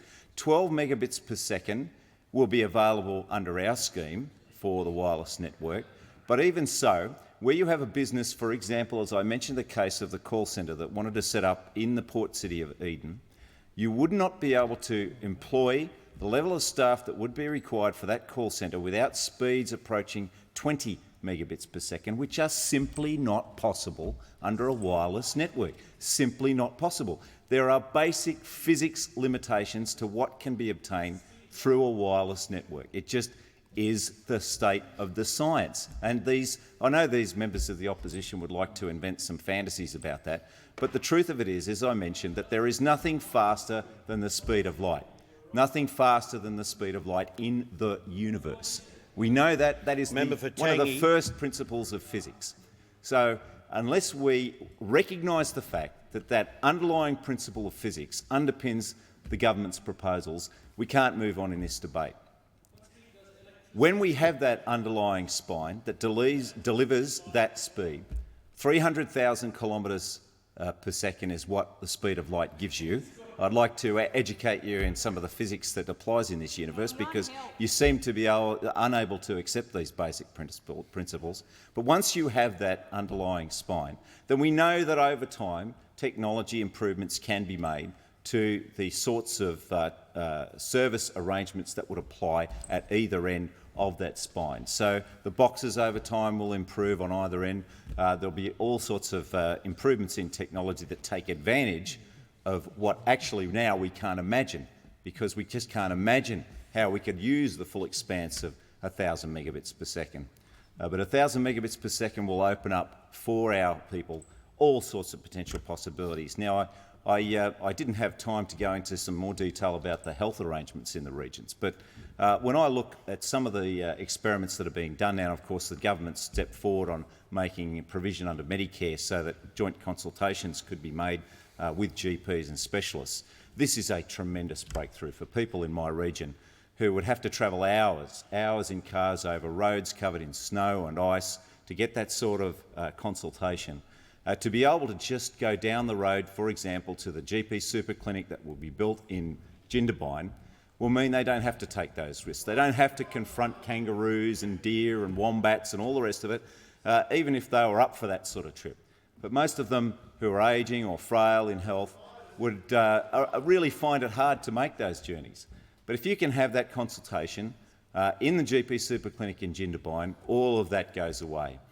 It certainly means, of course, that we, through our e-health system, will also be able to eliminate mistakes. We know that now up to 80% of mistakes that are made in the treatment of patients are made through poor record keeping, poor service for patients in that respect. Duplication of service in the system is massive because of poor record keeping. We could save an enormous amount of money in the health system through the rollout and implementation of an e-health system. We know that through that we will be able to have citizens who will be able to plug in anywhere in the nation with their health data. A massive amount of data which can be stored, including visual images, high-definition images, and be able to get advice, get support from medical practitioners wherever they are in the country based on that data. No mistakes can be made when you are able to do that. Certainly we will see a huge reduction in the mistakes that are made in the treatment of patients and great savings in the health system. So wireless will not be able to deliver that, Mr Deputy Speaker. We have to go down this road. Thank you. Thanks for your contribution. The question is that the Senate amendments be agreed to. There being no other speakers. Oh, the member for Chifley. If those opposite wanted to have a go, I'm happy to defer to the honourable member. Thank you. The member for Tangi was a bit slow popping up there. Thank you, Deputy Speaker. Niceties, please. It's just a few aspects that I think that those spouting technology maybe need to understand here. First of all, I've heard a lot of chatter about the speed of light. The speed of light is the fastest thing in the universe, and the inference seems to be that the only thing that travels at the speed of light is light itself. Well, I'd like to let the members know opposite, actually electricity travels down electricity-wise at the speed of light. Radio waves travel around at the speed of light. Thank you. So the speed of light is an absolute furphy in this. Now, the amazing thing is this shows the level of technical ineptitude. They talk about the fundamental physics, but they don't even understand the fundamental physics, where they think that somehow light is this magical material or process that is the only process that actually travels at the speed of light. They just do not have a clue that any form of electromagnetic radiation, of which light is a very small subset, travels at the speed of light. So much for these furphies. Now, I mean, they've made such major errors with the NBN. The NBN actually specified in its documents that any of the cable that went inside houses or inside buildings had to be low smoke, zero halogen. That was in the tender documents. Low smoke, zero halogen. I don't know if anyone remembers the fires that occurred at King's Cross Station in 1987, where dozens of people died, which resulted in a specification of all wiring to be used in the underground after that had to be low smoke, zero halogen. Reasonably enough, the NBN in its tender document stated that the wiring inside houses and buildings had to be low smoke, zero halogen. In other words, low smoke, and the halogen, we're talking about chlorine gas here, a gas that was used to fatal effect in World War I. Now, the problem is the NBN has actually they've specified only one supplier for their fibre, and that's Corning. Now, there's a little bit of a problem here. Corning doesn't make low smoke, zero halogen fibre. It may have recently started doing it, but certainly in the rollout in Tasmania, and this is one for you, Deputy Speaker, to consider, in the rollout in Tasmania, they didn't have low smoke, zero halogen fibre. So what did they roll out into the homes? Cable that was not low smoke, zero halogen. So therefore, this is a potentially dangerous to deadly situation to homeowners, where in the case of fire, plenty of smoke plus the potential for chlorine gas.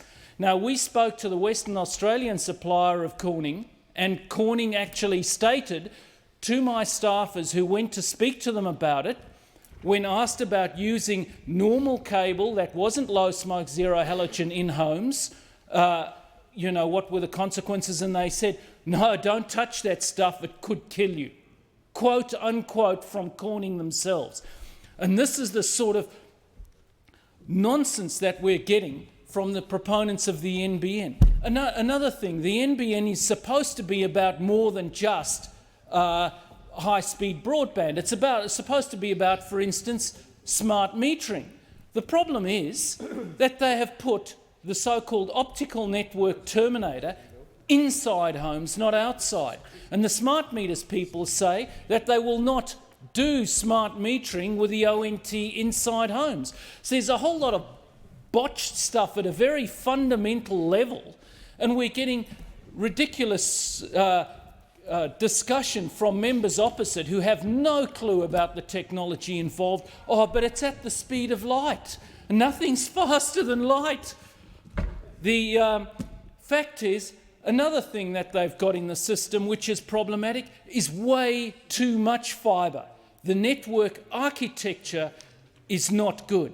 What they have is essentially provision and cables, 3 fibres effectively to each home.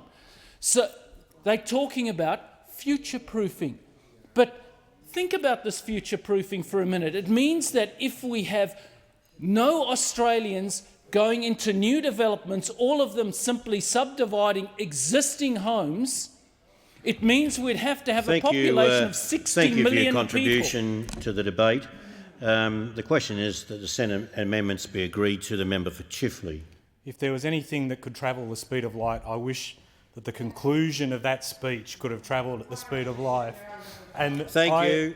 I just, and it's par for the course from the other side. I mean, they have all come forward with these contributions merely to just keep talking, to drag it out, and to avoid the inevitable. The inevitable that is wanted I don't want to have to by warn the you. majority of the public, industry that sees the value in this, the regions that see the value in it.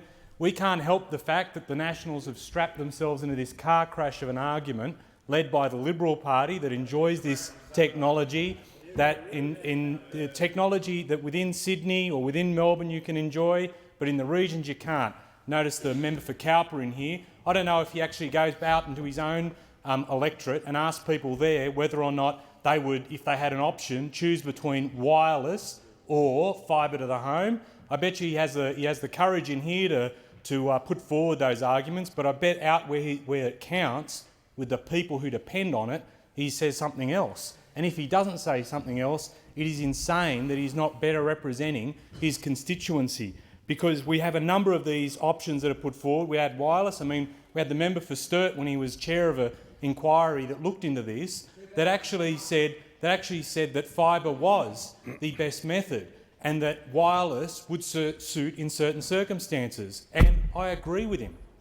Wireless does suit where we cannot get fibre to the home because geography or other limitations prevent us from doing so.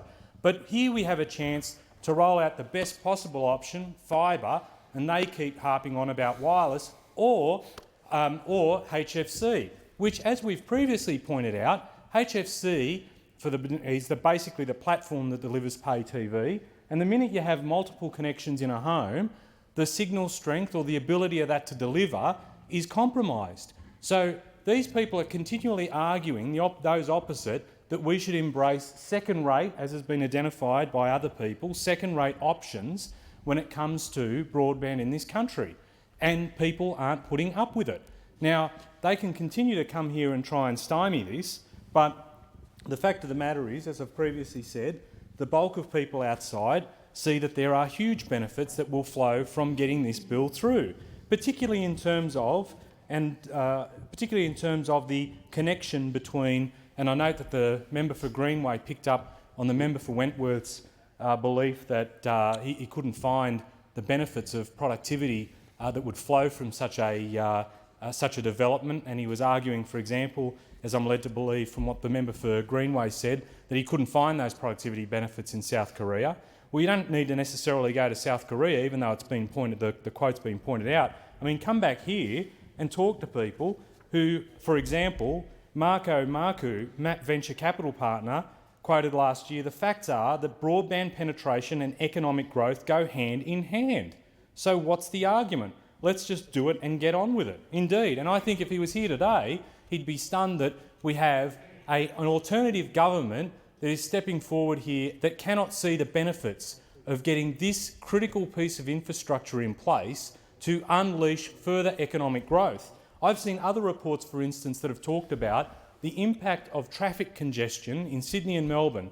They've put an economic value on it of $8 billion is lost through traffic congestion in Sydney, $3 billion in Melbourne. There are moves to try and improve, and the NBN provides us one mechanism where obviously it's allowed or where it's permissible for more home-based work for people and for taking traffic off those roads, particularly the people that I represent in Western Sydney, who don't want to have to commute from the west of Sydney to the east of Sydney, or for those that are stuck in traffic jams in Melbourne to find other ways to make them work. Which other governments recognise this? Well, in the US, President Obama and the Obama administration are actually looking at ways of encouraging public servants to take advantage of home-based work, again, to reduce the pressure on infrastructure in cities. These are the type of opportunities unleashed by having a network, national broadband network, in place that allows for this type of thing to occur, and yet again being stopped by the other side. So again, we are forced to sit here arguing the back and forth on this instead of getting on with the job of delivering exactly what the community, the nation, industry want. Good. Thank you for your contribution. The question is that the Senate amendments be agreed to. There being no other speakers, the member for Greenway. Oh, sorry. Thank you. In fact, I'd ask you to retract that statement. Thank you. I said retract the statement, please. Come to the dispatch box and retract the statement. And just say, it was unparliamentary, I understand that to be, so I'm asking you to withdraw it. I withdraw Thank the word you. hopeless. I ask you to withdraw without qualification. Withdraw it. I withdraw, Mr. Acting Deputy Speaker. Thank you. The chair recognises the member for Throsby. Sorry. Thanks, Thank Mr. you. Deputy Speaker. Pleasure to be speaking on this important matter before the House today. It matters a lot to the people in my electorate in Throsby, in outer regional New South Wales.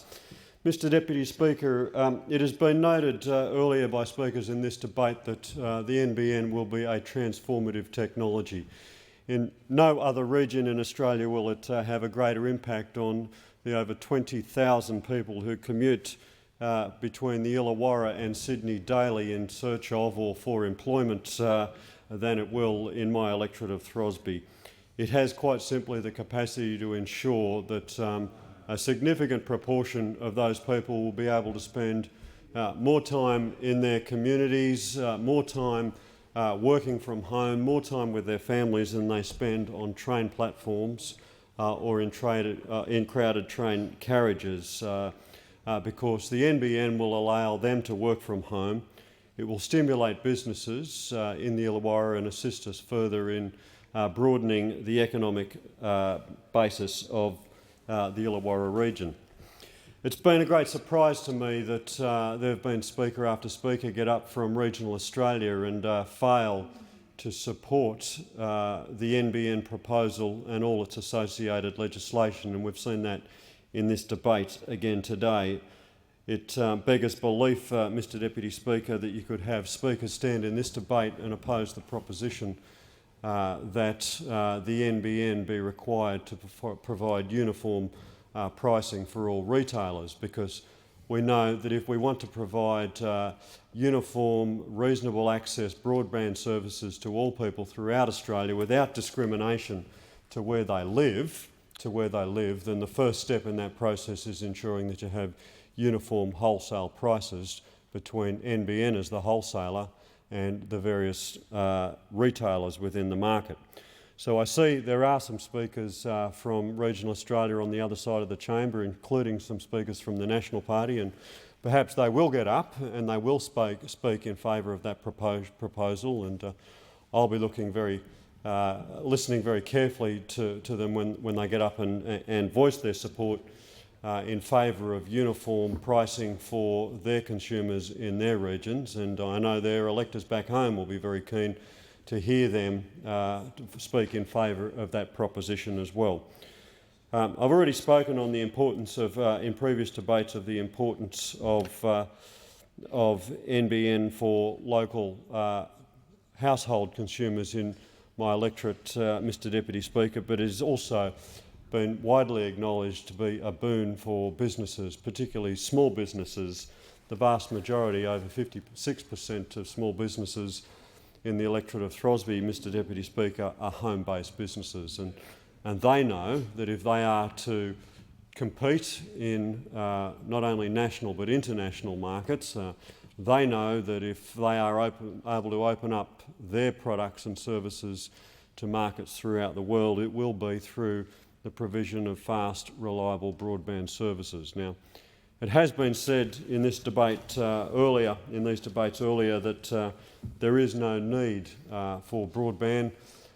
There is no need for the government to intervene to assist in the provision of fibre optic cable and fast, reliable broadband to people in electorates such as mine, because the market will provide sufficient services for consumers, business and residential services. Well, if the market was going to do it, it would have surely done it at some stage over the last 10 years, but it still remains the case, Mr Deputy Speaker, that many households within my electorate in the Illawarra and on the Southern Highlands of New South Wales are still labouring under broadband speeds that are no faster than they were when we came to office in 2007, and no faster than they were when one of the failed 19 broadband plans that were proposed by those opposites were put to the electorate. So it will be of enormous benefit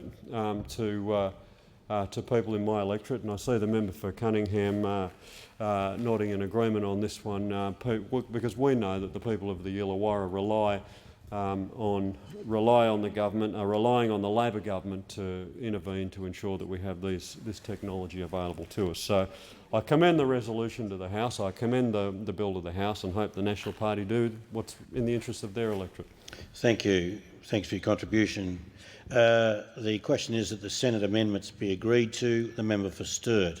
Thank you, Mr Acting Deputy Speaker. And very briefly on this debate, I think it's worth putting on the record why it is that government members are coming into the House to filibuster this debate on the Senate amendments. And it's because the independents are currently in the members' lobby, straight outside those two glass doors, with the Minister for Communications and other members of the Labor Party.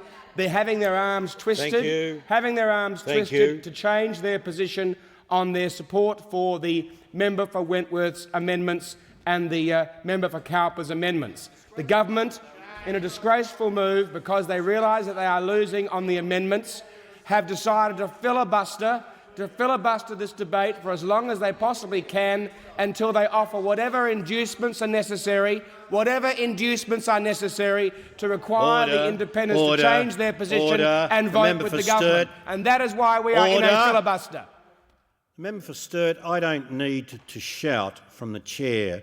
The only reason is you're shouting, so please. That goes for everyone.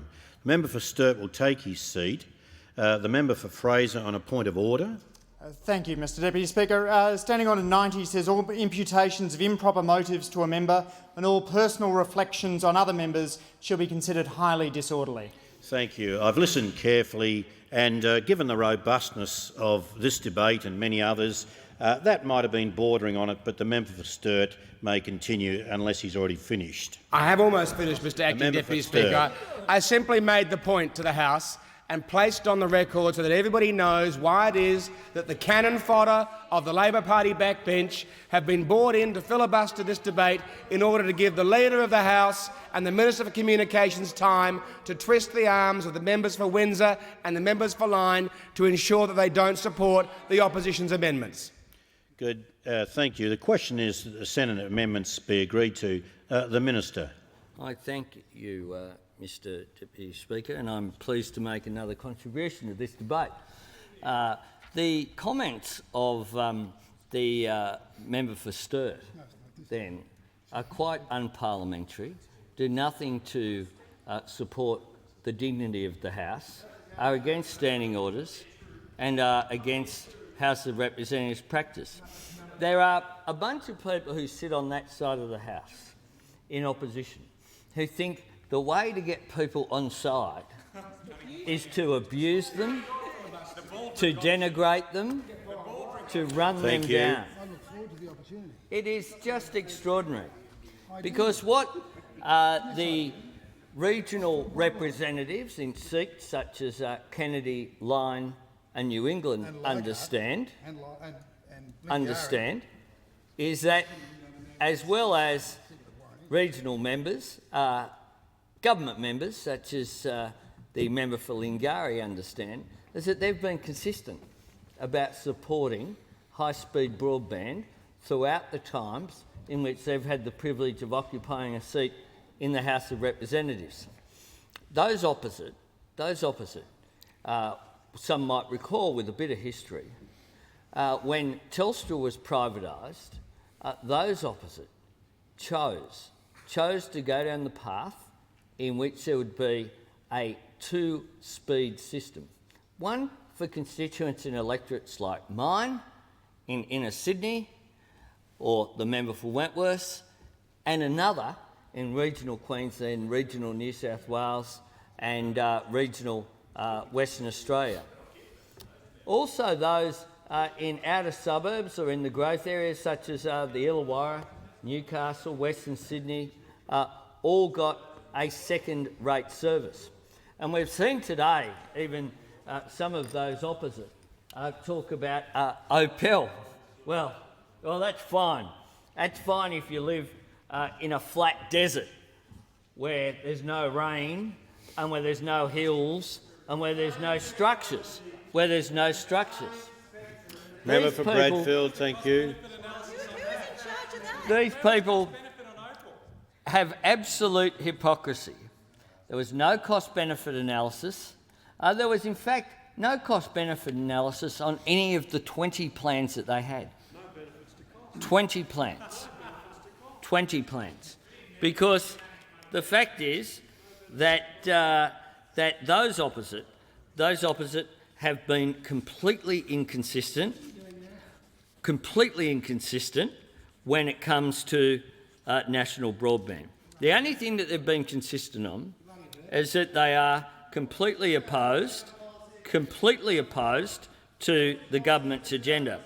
And today, indeed, we had... Member for Bradfield, I've asked you several times. Thank you. Today, indeed, we had a position whereby we had a debate for more than 3 hours about whether we would have a debate or not. And then those opposite now say, oh, bring on the vote.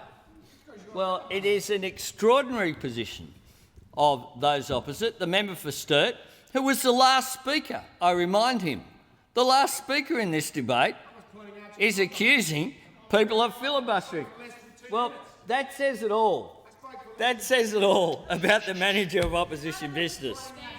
So enamoured is he with the sound of his own voice. That's enough. So enamoured is he with the sound of his own voice that he speaks about the need for no one to speak. No wonder he gets the publicity he does, Mr Deputy Speaker. And my comments in his Good Weekend article were the most positive in there.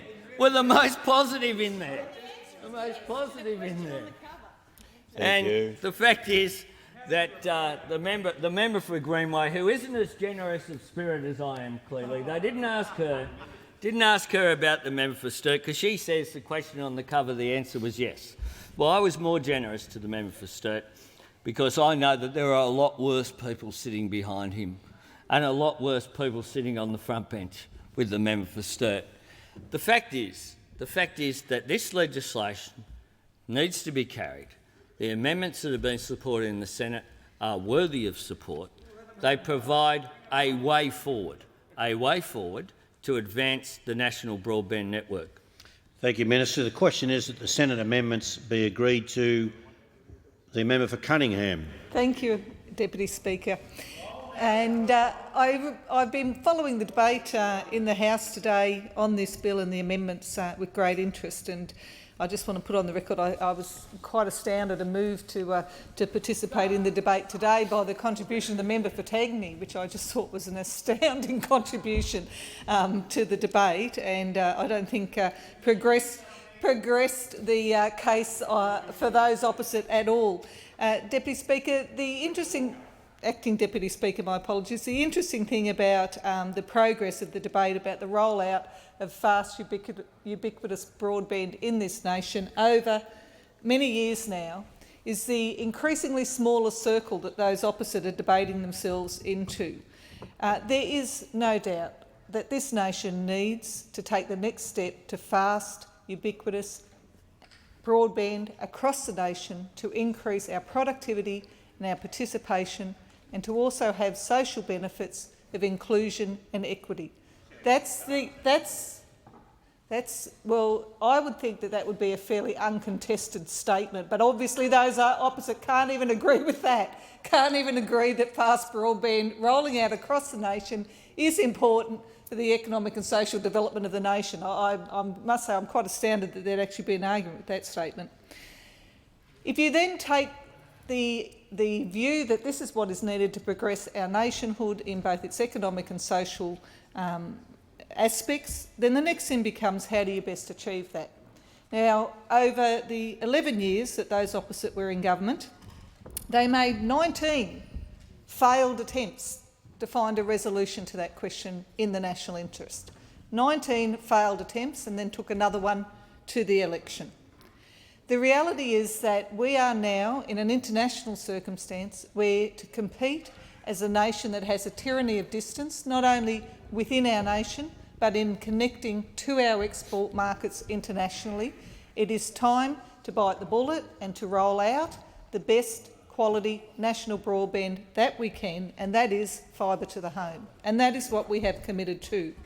Now, for all of the time since the 2007 election, as we've been progressing that agenda in order to deliver this outcome, those opposite have found excuse after excuse after excuse to delay and to slow down the process. I don't quite know what for, and I sincerely believe, as I've said on other occasions in this place, that even those sitting opposite, including the Shadow Minister, know that this is one of those debates in this place that when their grandchildren go back and look at the Hansard, they will not want them to be reading.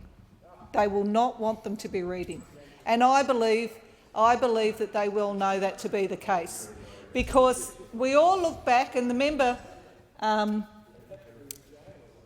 for Greenway, my apologies, the member for Greenway. The member for Greenway's put some of these wonderful quotes from history on the record in this place. We well know the history of important, significant infrastructure developments, and the way we view those it's attempted to obstruct and to oppose them in the past are looked at now. How we look back with fond mirth at their claims about the problems with those particular rollouts. And I suggest that there will be many of our grandchildren who look back at some of the contributions from the other side in this debate in disbelief that this could have been an issue that we were debating in this way. They really sincerely will. And I think members from regional areas on the other side absolutely do understand that, and absolutely do understand how important to their regional economies and to their regional communities the rollout of fast broadband will be. In particular, the examples that you hear when you go around regional economies of new types of industries developing where professionals, for example, engineers, designers, employment coordinators, all sorts of people who are delivering services, are being able to do that by doing it from their home and not leaving their regional communities. And the one thing you hear all the time, such as the gentleman in my electorate who runs an international stock exchange from home, say to you the frustration is they need safe, fast and symmetric broadband to be able to continue to expand those opportunities. This is critical national infrastructure. It's time to stop mucking around for political purpose. It's time to actually understand that the The filibustering on the other side, the delay and the tactics to destroy this are not in the national interest. Thanks for your to get contribution on with the case. to the debate. The question is that the Senate amendments be agreed to. The member for Eden Monaro and the Parliamentary Secretary for Agriculture. Yeah, thank you for that, Mr Deputy Speaker, and it is Monaro. I'll try that again. But it is great to come back on this legislation again, Mr Deputy Speaker, and particularly now to focus on the issues of consumer benefits out of this legislation. This legislation goes towards opening up the access that will need to be there for the competition of companies to compete on what will be a wholesale platform upon which retailers will be able to compete to make sure that consumers get the best result. Now, why would you listen to anybody on the other side in relation to this commercial consumer aspect? We remember their proposal back in the campaign of 2010. And I've earlier cited the Australian Financial Review's coverage of the benefits of the broadband network, but let's now look at the Australian Financial Review's coverage of the Coalition's proposal back in 2010. And famously, of course, they had this cartoon in Chanticleer of Tony Smith with his tin cans through his ears of the Coalition's technological proposal, which they highlighted in that article was putting Telstra back in the driver's seat of Australian telecommunications if they were to win that election. It was going to be back to the days when Telstra was able to delay higher speed broadband because it suited the company to keep people on older technologies and milk them while capital investment was kept to a minimum. Under the policy announced by the opposition telecommunications spokesman at the time, Tony Smith, Telstra will once again be able to frustrate competition. Why would you listen to these people about competition and consumer benefits? And the member for Bradfield was highlighting this, of course, when he wrote his famous opus, Wired Brown Land, Telstra's Battle for Broadband. Why the hell he would have been on the opposite side of that debate within the party room is beyond me. But very importantly, Mr Deputy Speaker, it was highlighted in this article that the opposition wants to remove bottlenecks in rural areas, but instead is forcing Telstra to split its wholesale network and provide equal access to its fibre backhaul. It plans to spend government funds duplicating the fibre infrastructure. Once again, wasteful money that we saw in certain other examples in, for example, the pay TV discussion. This article highlighted that the digital divide will be most heavily felt in rural areas under the Coalition's policy. It said that the assumption is that the internet service providers will be encouraged to offer their services in rural and regional areas and take customers from Telstra. But past experience has shown that as soon as Telstra competitors try to install equipment in a Telstra exchange, Telstra starts to offer the service and kills the competitors' ambitions. The author of this article, Tony Boyd, went on to point out that the digital divide that the Coalition sought to create between the city and the country is inherent in the choices of broadband technologies, Mr Deputy Speaker. Both HFC Cable and Wireless suffer from the problem that the more users who are on the network, the lower the speeds that are delivered to all users. That does not happen with fibre networks. As well, fibre networks use a technology that is scalable beyond the imagination of current users. Broadband data on fibre is not only carried on different colours in the spectrum, there are commercial trials at speeds many times faster than the 100 megabits per second promised by the NBN. Mr Boyd concluded on that comparison by saying the choice is now clear between a technology that will serve Australia for 20 to 30 years and a patchwork of solutions that leave those in rural areas at a permanent disadvantage to those living in the cities. Worst of all, it will revive the Telstra dominance of the sector. Now, this is the party that's supposed to be about the free market, the party that is supposed to be about strengthening and empowering consumers, the party that is supposed to be about competition. Well, where is the evidence of that, Mr Deputy Speaker? We haven't seen it. We didn't see it over 12 years when they were in power, when they could have done something about the structural problem posed by Telstra. Not to mention, of course, all of those failed proposals for broadband compiling their negligence that has impacted so badly on rural and regional Australia, that has held rural and regional Australia back so heavily. And we know that the private sector couldn't deliver those answers. They can do it in Singapore for sure. They can do it in Holland. They can do it there because they're small countries. You can't do it in Australia. That's why the government has to step in with visionary projects like the Adelaide to Darwin Telegraph. The Adelaide to Darwin Telegraph opened up this nation to international trade and communications, but no private sector investment could have delivered that. And there was no productivity commission to study it. They knew that it was what was needed to open up this country, to international trade and development. And that's what we need now in this new economy, the new technology that will do the same thing, that will have the same impact for this country. Thank you, Mr. Order. I call the member for Fraser. Thank you, Mr Deputy Speaker. Mr Deputy Speaker, we often regard the debate over broadband as one driven by young people, excited by fresh technologies and keen to log on to YouTube and MySpace and Facebook. But the value of the National Broadband Network was most powerfully brought home to me when I was holding a mobile office at Kippax in my electorate. A woman approached me and said she had two issues she wanted to discuss with me. The first was public transport. She felt that public transport in the electorate should be better because she was in her 80s and was struggling to get around. She relied very heavily on the Canberra bus network, and we talked for a while about the way in which the Canberra bus network could better serve her needs. And then she said, and my second issue is the National Broadband Network. She says, I love being able to use Skype to talk with my daughters, but I just can't get that speed that allows me to have a good conversation with my daughters in other parts of Australia.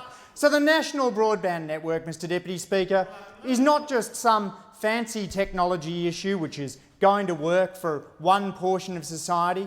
It's a technology that's going to serve all Australians. It's a technology that's going to serve young families in Gungahlin, the part of my electorate which is going to be Canberra's test bed for the National Broadband Network. 3,000 households in Gungahlin will be the first people in the ACT to receive superfast broadband under the National Broadband Network. And those sites are already being determined. Whenever I door knock in Gungahlin, residents there tell me not what members of the opposition are saying. Hold back the National Broadband Network. It's good enough already. Other technologies will do it. What members of my electorate tell me is that they want superfast broadband. They want the applications, the e-health, the e-education. In my former occupation of academia, superfast broadband could well transform the sort of work we do. At the moment, the Australian National University runs seminar schedules where we fly people in from around Australia. But with access to high-definition video conferencing, there's no reason that the ANU seminar series could not involve video links with the best academics in Beijing or Boston. That will improve the quality of work that academics do in the ANU and therefore improve the research output in Australia. The National Broadband Network, Mr Deputy Speaker, is also critical for improving access to specialists. Many towns in Australia will never have the size to be able to have at their fingertips all of the medical specialists that the people in those towns are going to need. But we can get them superfast broadband. We can give them video access to e-health, which will allow them to tap into the best specialists wherever those specialists are in the country. And so these reforms, Mr Deputy Speaker, are going to be critical to driving innovation throughout our economy. They'll allow small business people to link up to one another without the time and expense of getting on a plane and flying to the other side of the world. Opposition members say you can do that now, and this is exactly what you would expect, Mr Deputy Speaker, from someone who has never tried to use a video link. If you have tried, Mr Deputy Speaker, you'll be aware that the current technologies are not that good. The picture is typically jumpy. You simply don't get the real-time, high-def experience that superfast broadband will provide. It's not like having the person in your lounge room. Order. The member for Fraser will resume his seat. The member for Wentworth on a point of order. Thank you, Mr Acting Deputy Speaker. The honourable member's passionate submissions about the virtues of broadband are all very interesting, but they are not relevant to the particular amendments that we are discussing. They're obviously buying the government time while they continue to pressure the member for Lyne to roll over and not support the coalition's amendment. But really, if the government members want to filibuster, they should at least be relevant. The member Wentworth resume his seat. The member for Fraser has the call. Thank you, Mr Deputy Speaker. The benefits of the National Broadband Network is that it will drive competition in the broadband sector. Through a single monopoly controlling the network, we will ensure that it is possible to have competition throughout the sector. This is the critical difference that those opposite do not seem to understand. If you privatise everything, you get less competition. The British government showed this when they privatised rail tracks as well as trains. And the same thing will hold true in this debate, Order. Mr. The Deputy member for Speaker. Fraser's time has expired. I call the member for Deakin. Thank you, Deputy The Speaker. question is that the Senate amendment be agreed to. I call the member for Deakin. Thank you, Deputy Speaker. It's a pleasure to talk in this rather long debate, especially after what we heard this morning, all those hours debating about whether we should have a debate. From a local perspective, the electorate that I represent, Deakin in the eastern suburbs of Melbourne, still doesn't have a ubiquitous fast broadband service, depending on which suburb you live in. In fact, depending on which street you live in a particular suburb, you may or may not have ADSL too. The member for Deakin will resume his seat. The member for Sturt on a point of order. Mr Deputy Speaker, I draw you to the attention of the State of the House. I draw your attention to the State of the House. Quorum required? Yes, indeed. Quorum required. Ring the bells for 4 minutes.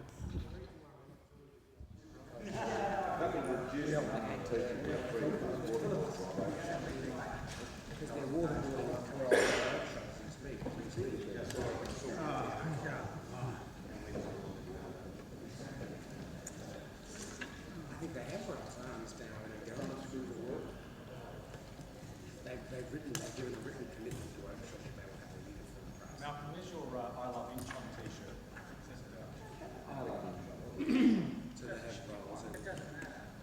Is there one? I'm going to get you one. Your media.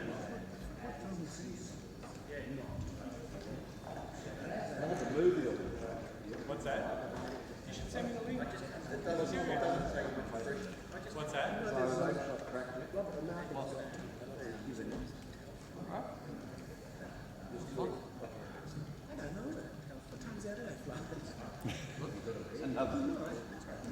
Another donkey.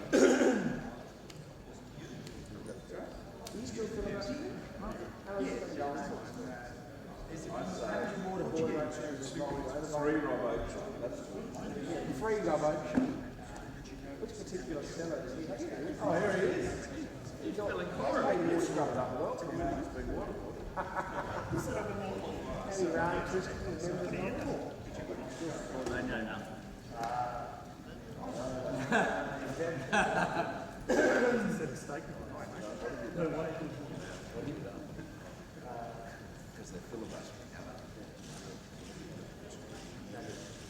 Not too much pressure, Martin. Go easy now. Quorum present. To call the member for Deakin in continuation. Thank you, Deputy Speaker. It's good to see so many people with an interest in this debate as well. As I was saying, you don't have to go out into the back blocks of Australia to find out where there's a gap in broadband coverage. You just need to go into the outer suburbs of our capital cities. It is there right now, and although services may be advertised and services may be offered, what you actually receive in your house is on many occasions not what's advertised. You get a far reduced speed and you get unreliability. The ADSL... Order. The member for Deakin will resume his seat. The member for Bradfield on a point of order. The procedure we're going through at the moment is debating the amendments moved in the Senate in relation to the National Broadband Network Companies Bill. Yeah. And therefore, the member who is presently speaking ought to be addressing his comments to those specific amendments. I haven't heard him do that. I haven't heard him address, for example, the provisions in relation to stamp duty. The member for Bradfield's made his point of order. The member for Deakin, can I just say I think this has been a very broad-ranging debate all morning, and from both sides of the House. And the member for Deakin will resume his seat. The member for Sturt has a point of order. Further point of order. Well, we're taking up his time. It's not making the slightest difference, in fact, to the overall time. Member for Sturt. Mr Deputy Speaker, on the point of order, the debate we held earlier today was on the question of whether the amendments be debated immediately. That therefore led to a very broad-ranging debate about whether these amendments from the Senate should be debated immediately. We are now, the member for Bradfield is quite correct, debating the specific issue of the amendments that have come back from the Senate, and it is not therefore time for filibustering or broad debate. It is time to debate the actual amendments. The member for Sturt has made his point of order. The member for Deakin has the call. Thank you, Deputy Speaker. He will draw his remarks to the amendments before the House. Thank you, Deputy Speaker. It's quite clear that those on the other side are not only climate change deniers, they're NBN deniers as well. Order. The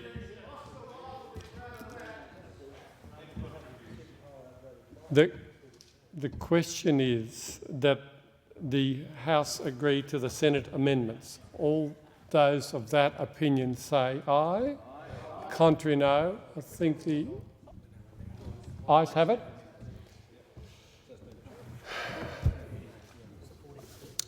The member for Wentworth. Thank you, Mr Acting Deputy Speaker. I move amendments. The amendments moved here under my name, numbers 1 and 2, and then after they've been dealt with, I'll then move number 3. Is leave granted to the member for Wentworth? Okay, right. The Leader of Government Business leave is granted. The member for Wentworth. Thank you. Thank you very much. Now, the first amendment, which is consequent upon the Senate amendments, will provide, if accepted by the House, that an NBN corporation must not supply an eligible service to another person unless that other person is a carrier or service provider. Getting a carrier's licence is the easiest thing in the world. That's pretty straightforward. And will use the eligible service to supply a carriage service or a content service to the public. Now, the reason for that amendment is that the government has gone through in the legislation and indeed in the amendments, it has danced around the issue of the wholesale character of the NBN. But what it has not done is come to the real crux of the issue. If the NBN is to be a wholesaler, in any meaningful sense of the word wholesaler, it should not be dealing directly with end users. That is to say, it should only be selling bandwidth to parties or people or companies that are going to on-sell it to the public, who members of the public may be individuals at their residences, it may be small businesses, it may be big companies, it may indeed be government departments. Now, if this amendment is resisted, and by the government, as I imagine it will underline the point that we have made again and again, that we are seeing with the NBN very, very disturbing mission creep. This so-called wholesale entity, which was meant to be, so it was said, a superhighway upon which all parties can freely travel, and which would provide this open access field of competition, is in fact going to be a major player dealing directly with end users and in so doing competing directly with the private sector telecommunications companies. Now, the second amendment that I'm moving at the same time, number 2, provides, and it would amend clause 41, page 35. The bill would provide that an NBN corporation must not supply a service that is higher than layer 2 in the OSI reference model. And again, this is simply a question or objective to hold the NBN to its charter. It was held out to be a business that would just provide a layer 2 bitstream service and that other parties, telcos, retail service providers, would have to provide the other additional services that would enable them to deliver a telecommunication service to end users. But instead, we see now that the NBN is going to provide higher than Layer 2 services, and indeed is going to be able to deal directly with end users. So we are going to have a monopoly provider of fixed-line broadband services, the NBN. We have cherry-picking provisions to make it almost impossible for other parties to compete with it. We have a broadband-enabled HFC network owned by Telstra, which will be contractually prevented from competing with the NBN, reinforcing its monopoly. And now the NBN, because the rationale that was put by the government was, well, it's a natural monopoly, there should just be one information channel, fixed-line information channel. It's a natural monopoly, but don't worry, there'll be competition at the services layer. Well, now we discover that the NBN itself will be operating at the services layer, and so we are going right back to where we started, with a big government-owned telecommunications infrastructure owner that will be providing telecommunication services to end users. Now, this is a shocking deformation of everything that competition policy has stood for the last 20 years. It is going back to the past in a way that has been rejected in every other comparable economy, and indeed is rejected, as I said earlier today, even in the People's Republic of China, where there is a commitment to, so I was told, to facilities-based competition.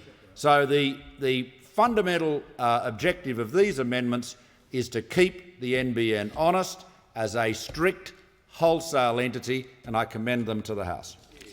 The member for Wentworth, would you mind, just for the purpose of the Hansard record, that you move amendments 1 and 2 are circulated in your name? I know you've been given leave, but yeah, I did, Mr. Speaker. I move amendments number 1 and 2 circulated in my name. Thank you. I call it. No. The Leader of Government Business in the House. Thanks, Mr. Deputy Speaker.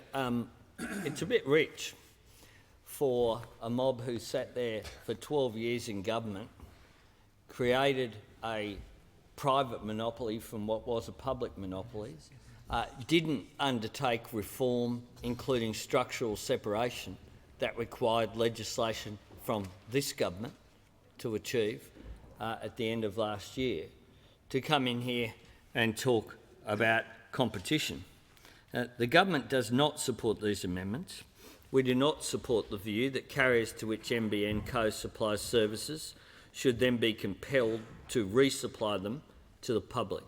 The bill as drafted makes NBN Co a wholesale-only provider. The mechanism it uses is a restriction on selling to any party other than a carrier or carriage service provider or specified utility, that is, NBN Co cannot sell to the mass market. The Coalition has proposed a further restriction in its amendment number 1 here on the parties that NBN Co can supply. It leaves the requirement that NBN Co supply only carriers or service providers, but only those carriers or service providers that supply a service to the public. A couple of points can be made in response to this.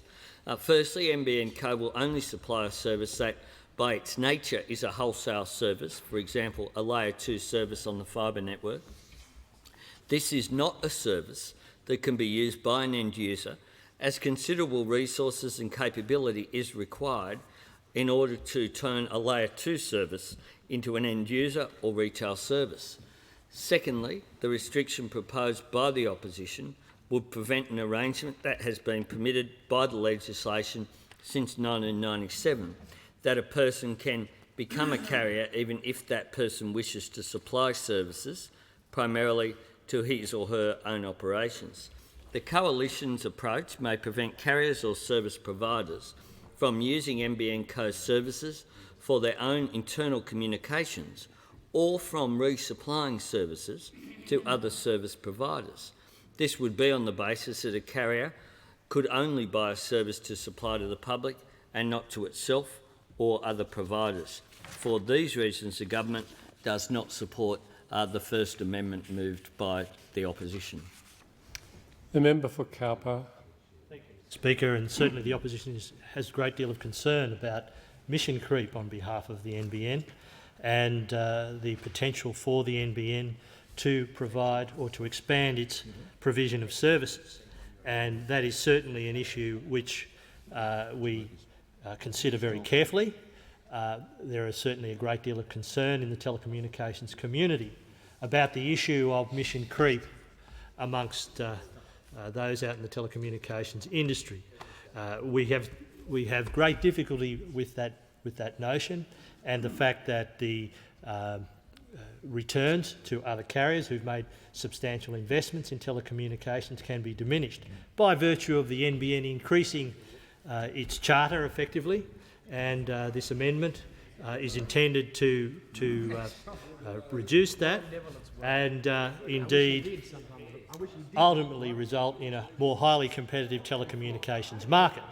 I'd have to take objection with the comments of the Leader of the House and in relation to the Coalition's record in telecommunications, because it's clear that they're wanting to create their very own personal monopoly at this point in time. And we certainly see the benefits of competition in the industry, even though the government is absolutely convinced at the need to create a monopoly to prop up its project. And we see the impact of competition on the business plan, which basically means that the IRR on the project, which was going to be 7% based on a whole host of optimistic assumptions, they struggled and they struggled and they struggled to get the IRR up to a princely 7.04%. 7.04% on a project of this scale and magnitude. But when you introduce competition into the equation, what's the return? Is it 7%? No, it's not 7%.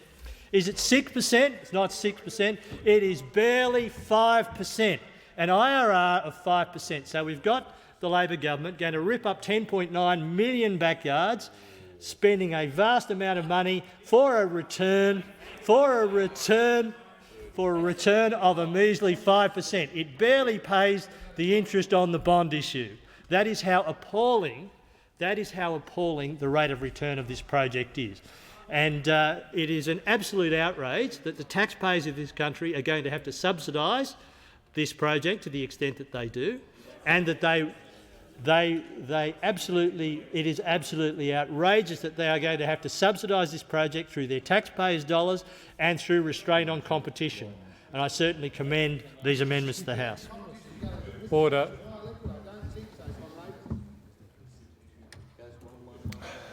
Yes. I put the question that the amendments be moved by the member for Wentworth be agreed to. I call the Leader of Government business in the House.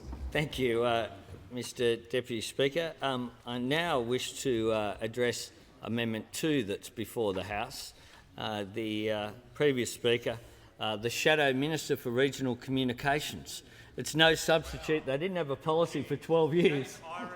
But now they've got a Shadow Minister for Regional Communications. Who said they don't have a sense of humour?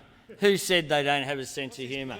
Didn't do anything to deliver regional communications for 12 years, but now they have a shadow. They have a shadow for regional communications who says, in his speech that he just gave to these amendments, that we shouldn't have any interference with the market, that leave it to the market and the market will just deliver. Well, the government does not support Amendment 2, which would lock in the supply of Layer 2 services by NBN Co at this stage. NBN Co's corporate plan and the government's statement of expectations very clearly set out that NBN Co will operate at Layer 2 of the network stack, but for good reason the bill does not include that restriction. The government is reluctant to include technology-specific limitations on NBN Co unless and until there is a demonstrated need to do so. A simple black and white Layer 2 rule is inflexible and could be counterproductive in terms of the services provided to customers. This was even recognised by Telstra in its submission to the Senate committee that is examining the bills. Once the market situation is clearer, and should such certainty be required, Clause 41 of the bill provides for the Minister to make licence conditions on what services NBN Co must and must not supply. With suitable carve-outs, a restriction of the type contemplated by this amendment will most appropriately be dealt with by a carrier licence condition if the need arises. The Minister has indicated in the Senate that during the next 4 months the government will consider placing a condition on NBN Co's carrier licence to restrict it to Layer 2. The Coalition's approach does not address these fundamental issues. The amendment proposed here today is actually less intellectually rigorous than that moved by the opposition in the Senate on this issue at the end of last week, and the matter can already be effectively addressed under Clause 41 of the bill. Therefore, the government will not be supporting this amendment. Question is the amendments 1 and 2 put by the member for Wentworth be agreed to. I call the member for Bradfield. Mr Deputy Speaker, the amendment that we are moving in relation to the requirement that the supply of eligible services must be on a wholesale basis is moved in recognition of the fact that the legislation as put forward by this government does not give adequate effect to its own commitment that NBN would operate on a wholesale-only basis. This is a very complex issue, Mr Deputy Speaker, but it is also an issue of the first importance in the policy bargain that is being put forward by this government. It is not, I might say, a policy bargain we agree with, but on their own terms, the bargain that they have put is this, that competition will be restricted, indeed effectively barred, in facilities-based competition by any network wishing to operate in competition with NBN Co. And in exchange for that unprecedented restriction on competition, the assurance that has been given by this government in policy terms is that this NBN Co, this enormously powerful entity, will only operate as a wholesaler. And the implementation study, Mr Deputy Speaker, noted the importance of this issue. I quote from page 28, "Defining wholesale only is simple in theory but complex in practice." And later on the same page, after discussing the possibility of a bank or another large corporate effectively being directly sold services by the NBN, the implementation study goes on to note, "The risk is that relaxing the wholesale definition in this or other similar ways could provide an opportunity for NBN Co to expand its scope beyond what was originally intended by government." That is a very sage warning provided by the authors of the implementation study, who received $25 million from this government for the provision of that advice. The point they were highlighting is that the regulatory scheme this government has put forward, if it is to be delivered upon, depends upon the most rigorous restrictions on the capacity of NBN Co to sell only in the wholesale market. If there is any doubt that NBN Co also has the capacity to compete in the retail market, then what this government is putting forward is a very bad bargain indeed. And it is because of our fear that a very bad bargain is being put forward that we have moved this amendment, Mr Deputy Speaker. Our fears as to the scope creep or the mission creep that NBN Co is likely to engage in were enhanced when we saw the broad range of utilities which NBN Co is to be permitted to sell to directly. And those include transport authorities, electricity supply bodies, gas supply bodies, water supply bodies, sewerage service bodies, stormwater drainage service bodies, state or territory road authorities. I can't understand, Mr Deputy Speaker, why they didn't include the Dust Diseases Tribunal in that, and all manner of other bodies, because it's very hard to draw any intellectually coherent basis for this range of categories of organisations which are to be permitted to be sold services directly in clear violation of the stated policy principle which this government articulated when it first announced its policy in relation to the national broadband network. So as we look at this legislation, we do not think, if this government is genuine about delivering on its policy commitments, we do not think it is sufficient to rely upon the mechanism which is contained in the bill as it was put to this House, and that mechanism is that there is a restriction on selling to anybody who is not a carrier or a carriage service provider.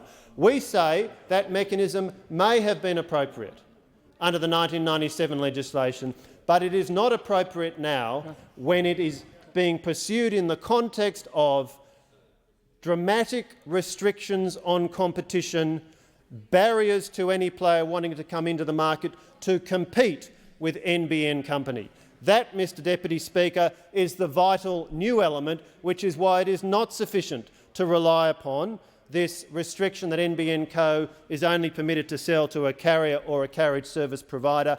Additional safeguards are required if this government's policy commitments are to be delivered on. That is why we move this amendment. Order. The question is that the amendments 1 and 2, as moved by the member for Wentworth, be agreed to. All those of that opinion say aye. The contrary, no. I think the ayes have it. Ayes have it. Noes have it? I hear one no. Ayes? No, the noes have it. Division required. Division required. Ring the bells for 4 minutes.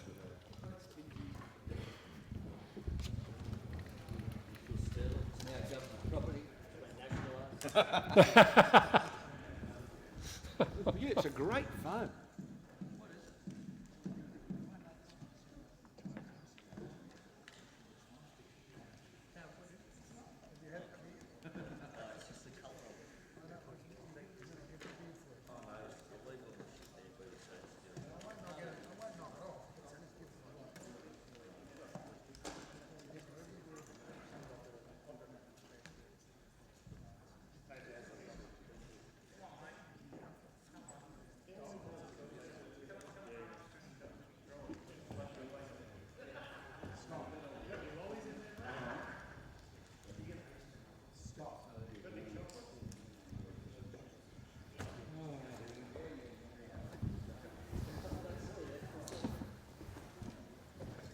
Where's the speaker?